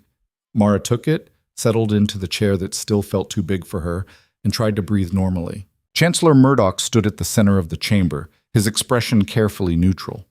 The scouts have returned from the coordinates provided by the prisoner Kara Voss. They've brought evidence. Two scouts stepped forward, carrying a sealed iron box between them. They set it on the presentation table with a heavy thud. Murdoch opened it. Inside were dozens of documents, some on modern paper, some on parchment so old it looked ready to crumble, some written in languages Mara didn't recognize, but all of them marked with the same symbol, a circle bisected by 3 jagged lines, the apex bloodline mark. "We've had the archivists verify authenticity," Murdoch said, his voice tight. "These records are genuine.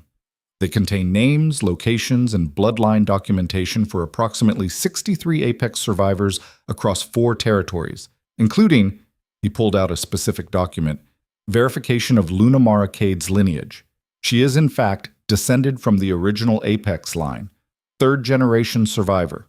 The room erupted. Voices overlapped, some calling for Mara's immediate removal, others demanding the records be destroyed, a few actually calling for her execution on the grounds that her very existence violated ancient law.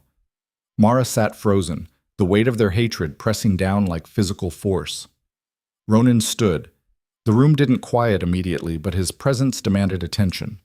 "Enough," he said, and the word carried command that couldn't be ignored. Silence, reluctant and resentful, settled over the chamber. "These records prove what many of you already suspected," Ronan continued. "My mate is Apex bloodline, descended from the first Alphas, a survivor of a purge that killed thousands." He paused. "And she is Luna, marked and bonded according to sacred law. That is not changing." "Your Majesty," one of the Southern representatives stood, his face red. "With respect, you can't expect us to accept—" "I don't expect you to accept anything. I'm telling you how things are." Ronan's voice went cold.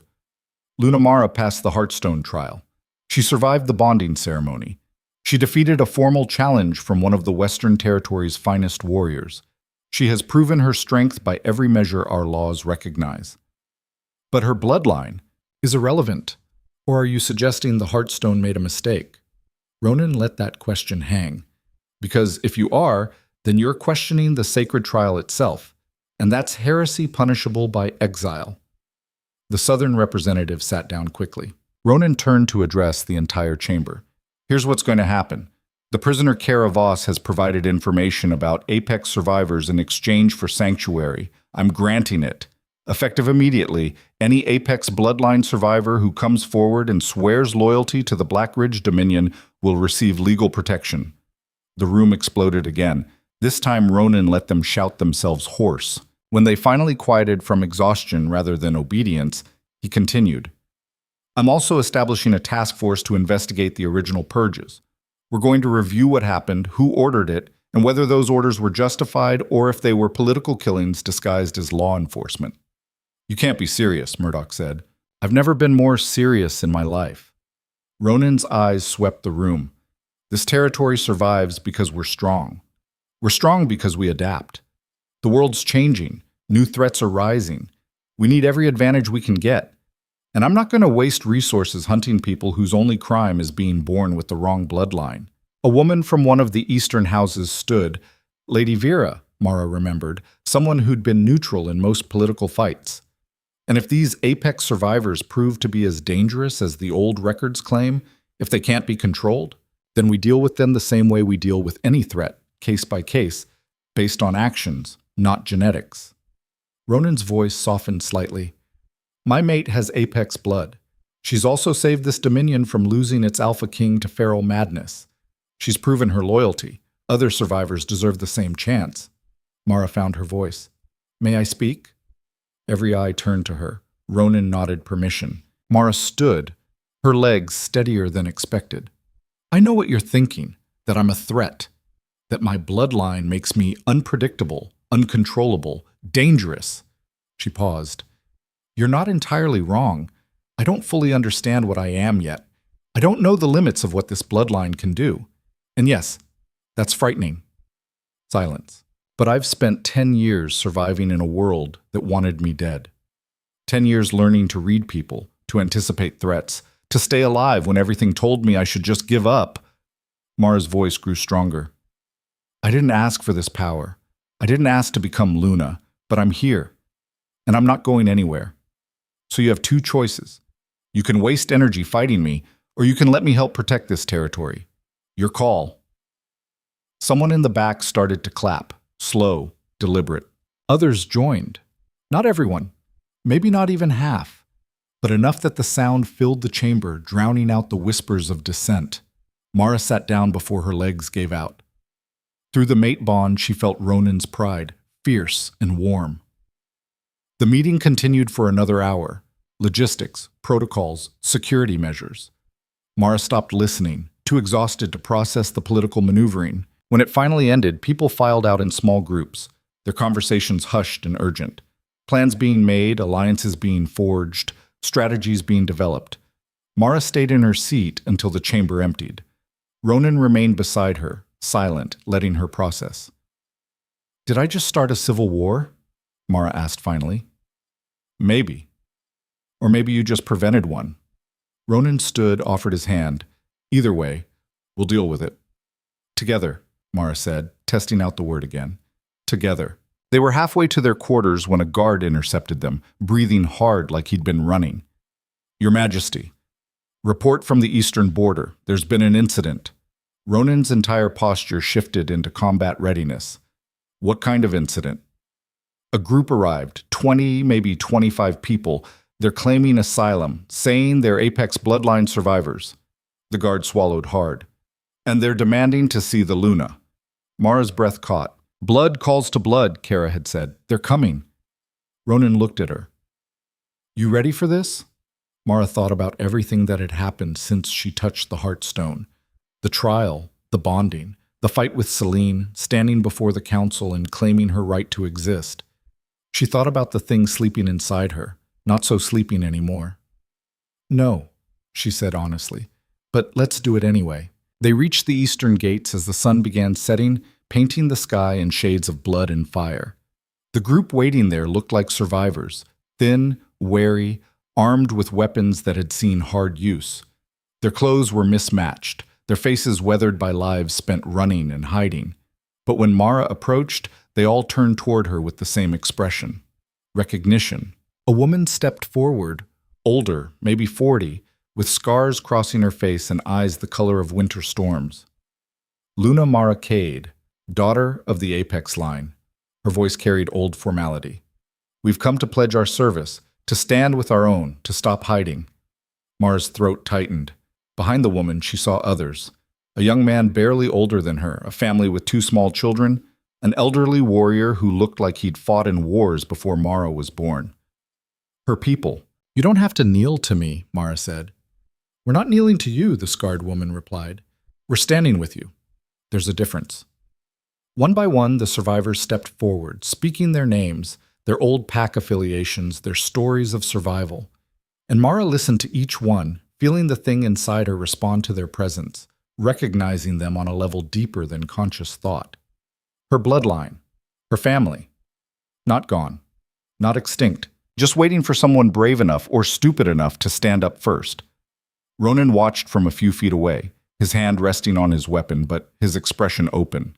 When the last survivor had introduced themselves, he stepped forward.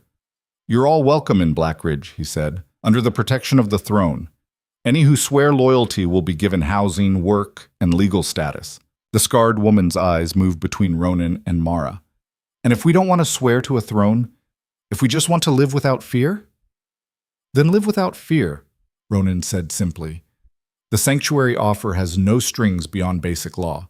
Don't kill people. Don't start wars. Pay your taxes. Same rules as everyone else. Shocked silence. Then the scarred woman smiled, genuine, surprised, hopeful. You're not what I expected, Alpha King. I get that a lot. That night, Mara stood at the window of her quarters, watching the new arrivals being settled into temporary housing in the complex's outer buildings. 25 people. Not an army. Not even close to enough to shift the political balance. But it was a start. They'll keep coming, Ronan said, joining her at the window. Kara's records are spreading. Other survivors are hearing about what happened here. Word travels fast in desperate communities. Are you ready for that? For your territory to become a refuge for the bloodline everyone else wants dead? Are you? He countered. Mara thought about it, really thought about it. She'd spent 10 years being invisible, being nobody, surviving by making herself so small and forgettable that danger passed her by, that life was gone, burned away the moment she touched the Heartstone. Now she was visible, marked, the face of a bloodline rising from extinction. I don't know, she said honestly, but I'm tired of running. I'm tired of hiding. I'm tired of pretending to be weak when I'm not. Then don't. Ronan's hand found hers. Be what you are. Let the bloodline wake up. Let them see what the Heartstone saw in you. Through the window, Mara watched one of the children, maybe 6 years old, playing with the others, laughing in a way that suggested she hadn't had much opportunity for laughter recently. That child deserved to grow up without fear. They all did. Okay, Mara said quietly. Let's do this. Let's give them sanctuary. Let's protect the survivors. Let's change how this world works. Just like that? Just like that. She turned to face him. You said you needed someone who wouldn't break under pressure, someone strong enough to stand beside you. Well, you got her. So let's figure out exactly what that means. Ronan's expression shifted into something Mara was starting to recognize, the look of a man who just realized he might have underestimated his mate. This is going to be a disaster, he said. Probably. The high houses are going to rebel. Definitely. We might not survive it. Maybe, Mara squeezed his hand. But at least we'll go down fighting instead of hiding. For the first time since the bonding ceremony, Ronan's smile reached his eyes. I knew there was a reason I liked you, he said. Outside, the first stars appeared in the darkening sky. Inside, the thing that had been sleeping in Mara's chest settled into a new configuration, not sleeping anymore, but not fully awake either, waiting, growing, learning what it meant to stop being invisible and start being exactly what she was, whatever that turned out to be. The next 2 weeks brought 60 more survivors. They arrived in groups of 3 or 4, sometimes alone, slipping through the border checkpoints with stories that all sounded the same. Decades spent hiding, suppressing their bloodline, teaching their children to be small and forgettable. Now they were done hiding. Mara met with each group personally, listened to their stories, helped them find housing, work, places in a community that didn't quite know what to do with them yet. The complex guards watched her differently now, some with respect, others with barely concealed hostility, a few with the blank expression of people waiting to see which way the wind would blow before committing to an opinion. The high houses were less subtle. 3 formal complaints had been filed with the Territorial Council. 2 delegations had postponed their scheduled visits indefinitely. The southern houses had recalled their trade representatives, and rumors suggested they were forming some kind of alliance against what they called the apex threat. Chancellor Murdoch brought Mara regular reports, his face getting tighter with each one. The Western delegation is calling for a vote of no confidence, he said on the 14th day, dropping a sealed letter on her desk. They want the council to formally declare your bonding invalid on the grounds of bloodline contamination. Mara didn't look up from the supply manifest she was reviewing, housing assignments for the newest arrivals. Can they do that? Technically? No. The Heartstone's judgment is absolute according to ancient law. Practically? Murdoch sighed. If enough houses unite behind the motion, they could force the king into an impossible position. Accept the vote and lose his mate, or reject it and trigger civil war.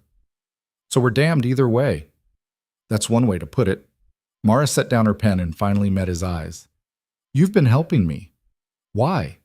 You made it clear during the bonding that you wanted me gone. Murdoch was quiet for a long moment. I'm a politician. My job is to maintain stability. I thought removing you would accomplish that. He gestured at the stacks of paperwork on her desk. Housing requests, work assignments, legal documentation for survivors. But you've handled this influx better than I expected. You're organized, practical. You're not trying to build an army or stage a coup. You're just helping people survive. That's all I know how to do. It's more than most rulers manage. Murdoch stood to leave, then paused. The coronation ceremony is in 3 days. The formal acknowledgement of you as Luna before all the territories. It was scheduled months ago, before any of this happened. The king could postpone it, but that would look like weakness. What happens at a coronation? You're presented to the assembled territories. Every major house, every pack leader, every influential family will be there. They'll witness your formal elevation. His expression darkened. And if anyone wants to make a final stand against your legitimacy, that's when they'll do it. After he left, Mara sat in the too-quiet room and tried not to think about what final stand might mean. The door opened without knocking. Kara Voss stepped in, no longer bound, dressed in simple but clean clothes. She'd been given quarters in the complex after providing the records, had spent the last 2 weeks helping new arrivals adjust. You look like death, Kara said bluntly. Thanks, very comforting. I'm not here to comfort you. Kara sat down uninvited. I'm here to tell you that you're approaching this wrong. Mara laughed, sharp and bitter. Oh good, more advice, exactly what I need. You're treating the coronation like a trial, like something you have to survive. Kara leaned forward. But it's not. It's a declaration. A statement about who you are and what you represent. And right now, you're letting them define that narrative. What narrative should I be presenting? That I'm the scary Apex bloodline survivor who's going to overthrow their precious power structure? Yes. Kara's eyes glinted. Exactly that. Stop apologizing for what you are. Stop trying to make them comfortable. They're never going to accept you if you keep playing by their rules. Ronan said, the king is trying to maintain stability. That's his job. But it's not yours. Kara's voice went hard. Your job is to show every Apex survivor watching that it's possible to stand up, to exist without fear, to be powerful without apologizing for it. And if that triggers a war, then we fight it. Together. Kara stood. There are 87 Apex survivors in this complex now, more arriving every day. We're not invisible anymore. We're not scattered. We're here, we're organized, and we're done being hunted. She moved toward the door. The question is whether you're ready to lead us. I'm not a leader. I'm just what? Just a servant who survived a massacre? Just an Omega who passed an impossible trial? Just a woman who caught a blade mid-flight and defeated one of the Western Territory's finest warriors? Kara's smile was sharp. Keep telling yourself you're small. See how long that story holds up.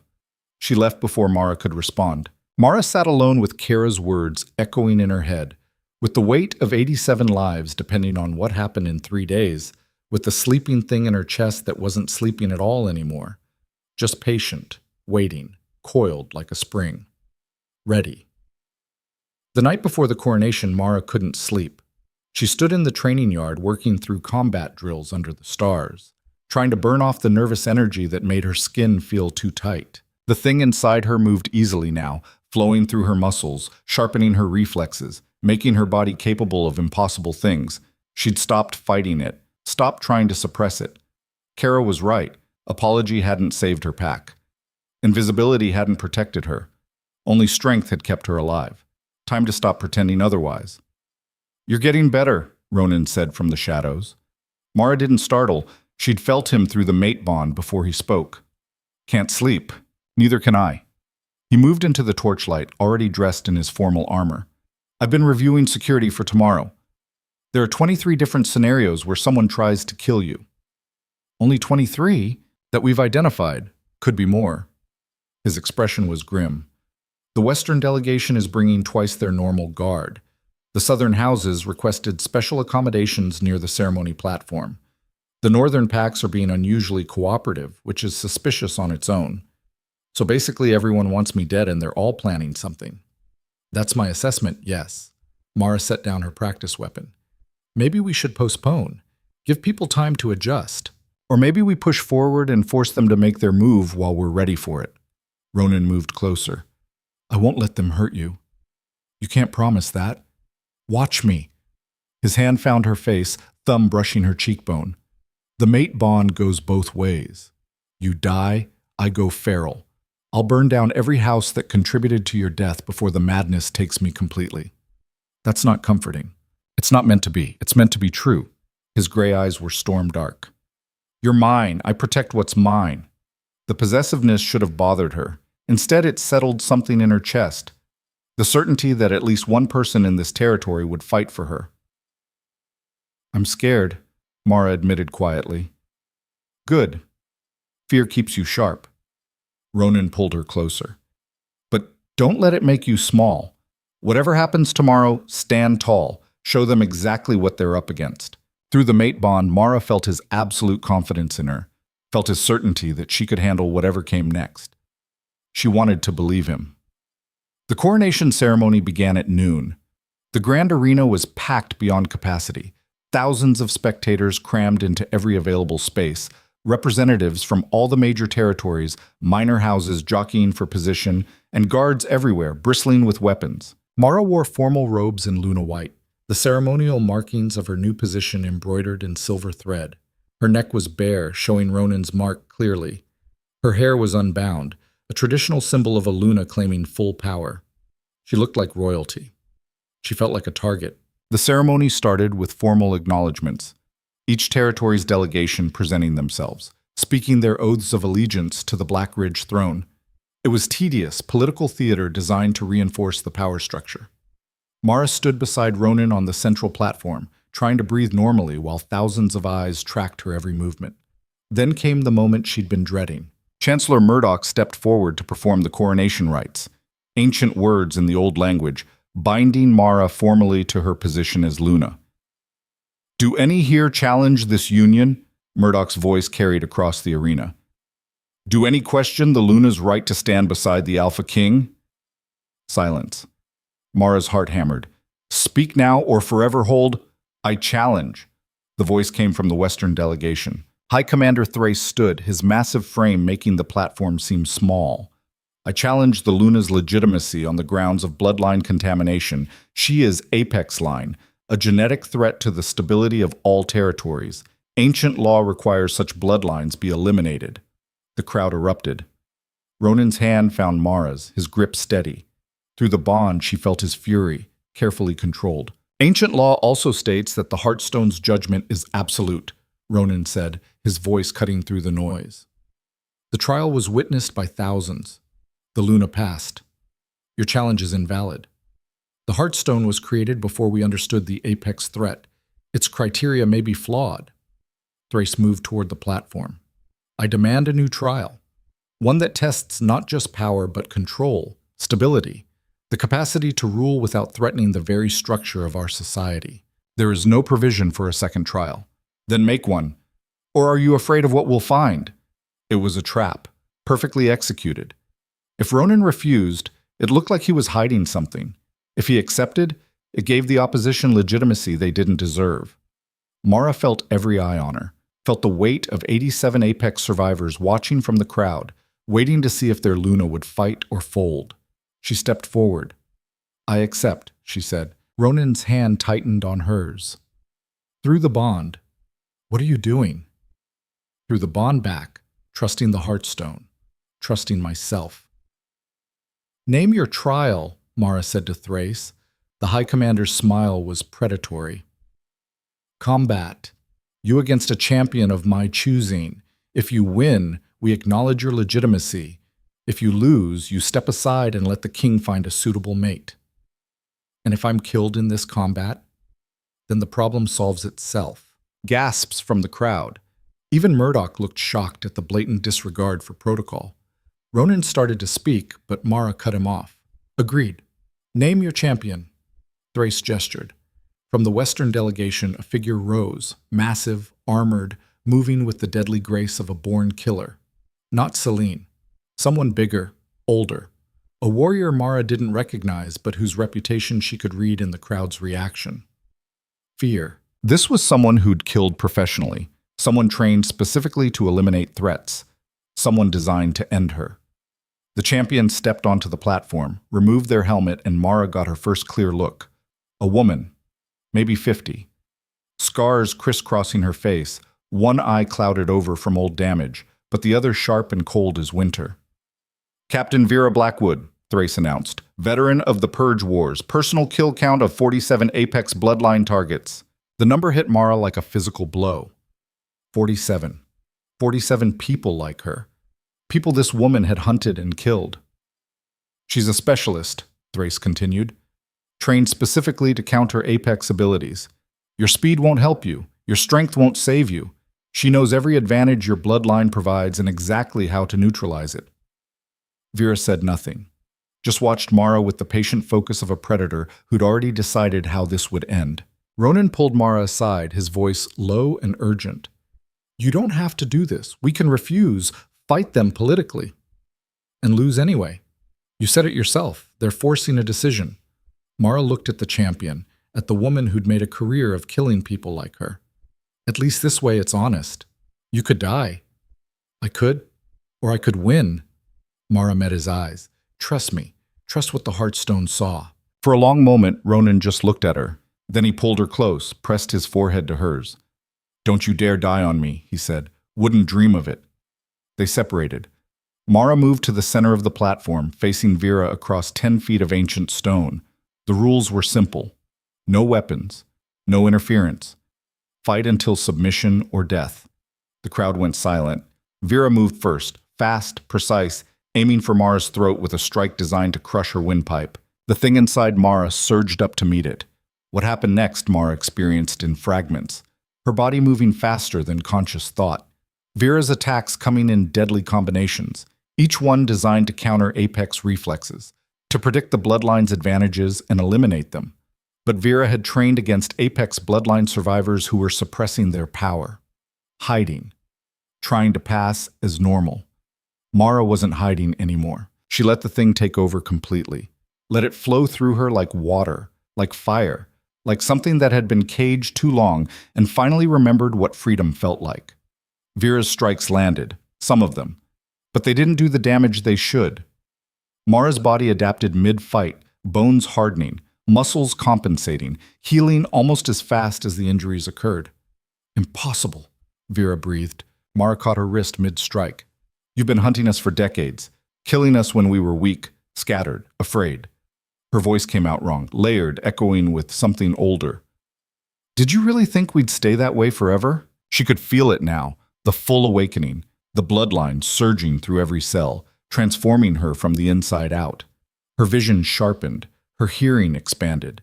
She could smell fear on Vera's breath, could track the micro-adjustments in her stance, could predict her next 5 moves before she made them.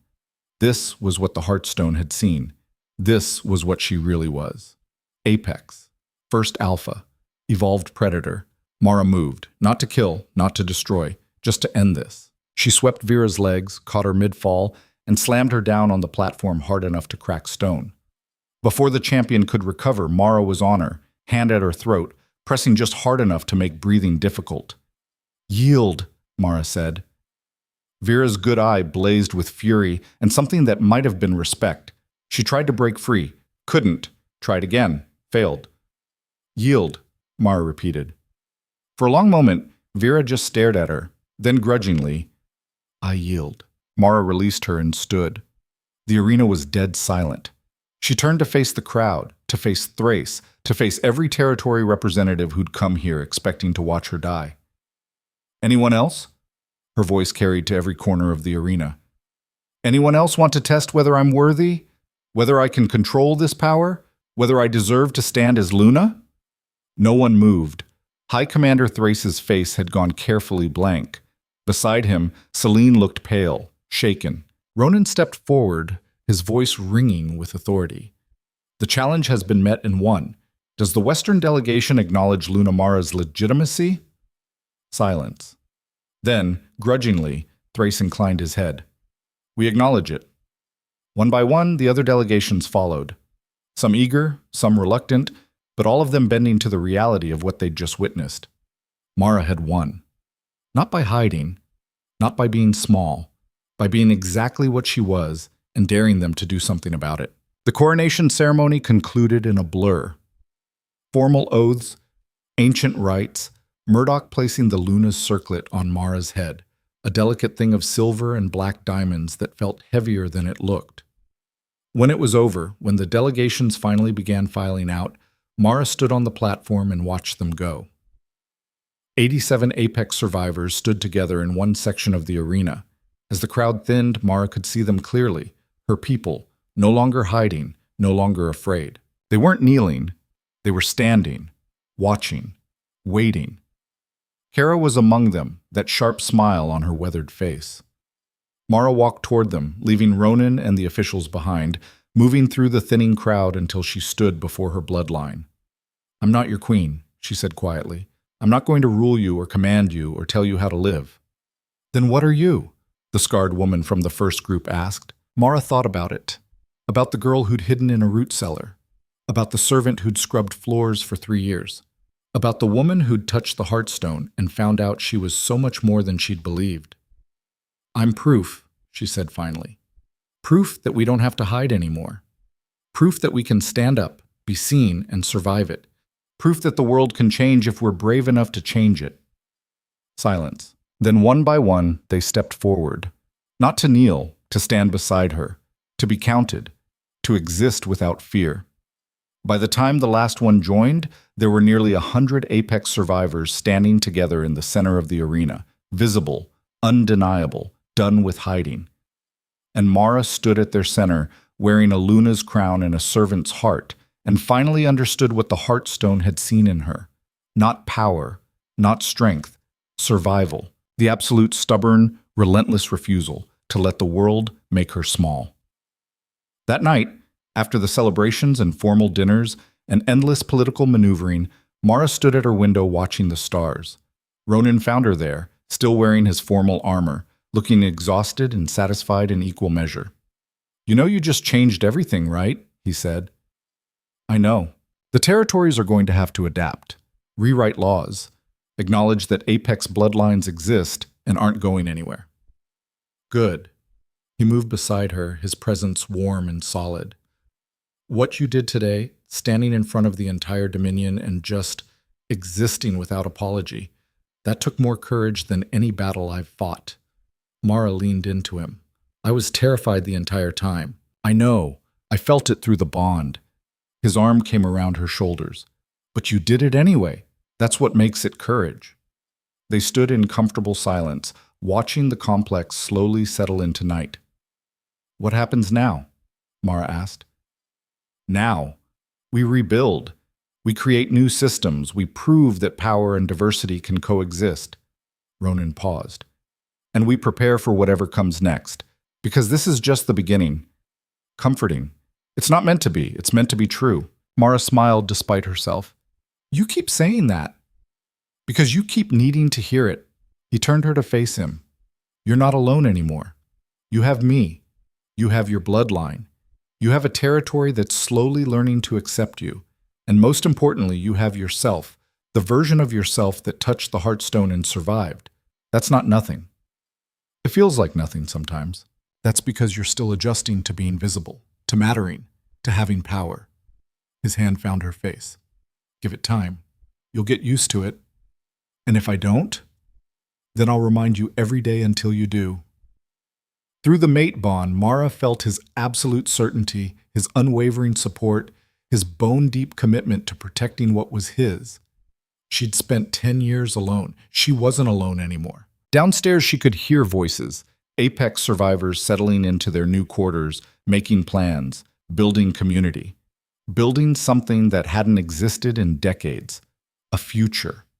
Mara thought about the girl who'd hidden in a root cellar, too afraid to fight, too small to matter. That girl had survived, had endured, had found her way here, to this moment, to this person she'd become. "Thank you," Mara said quietly. Ronan raised an eyebrow. "For what?" for letting the Heartstone choose, for honoring the trial even when it gave you someone completely unsuitable. You were never unsuitable. You were just hiding. He pulled her closer. And I don't want your gratitude. I want your partnership, your strength, your stubborn refusal to break no matter what they throw at you. You might be the only person in this territory who sees that. Then everyone else is blind. His voice went soft. You're magnificent, even when you can't see it yourself. Mara let herself believe it, just for this moment, just for tonight. Tomorrow would bring new challenges, treaties to negotiate, alliances to forge, people who'd spend their entire lives trying to undermine what she'd built. But tonight, she was Luna. She was Apex. She was the woman who'd touched the Heartstone and lived, who'd fought a champion and won, who'd stood in front of thousands and refused to apologize for existing. She was exactly what she needed to be, and that would have to be enough. In the arena below, someone had lit a fire. Mara could see the Apex survivors gathering around it, their faces illuminated by flickering light, their voices carrying upward in conversation and laughter, and the tentative sounds of community being born. They'd come from hiding, from decades of fear and suppression and carefully constructed invisibility. And now they were here, together, visible, building something new. All because one scared Omega janitor had decided to stop running and face the impossible. Mara smiled, feeling the weight of her crown, the warmth of her mate, the certainty of her bloodline awakening fully in her chest. She'd spent 10 years being invisible. She'd never be invisible again. And somehow, impossibly, that felt like exactly where she was meant to be. The White Queen, the Apex Luna, the woman who'd survived extinction and come back stronger. Not because the world had been kind, but because she'd learned to be kinder to herself than the world had ever been. And that made all the difference.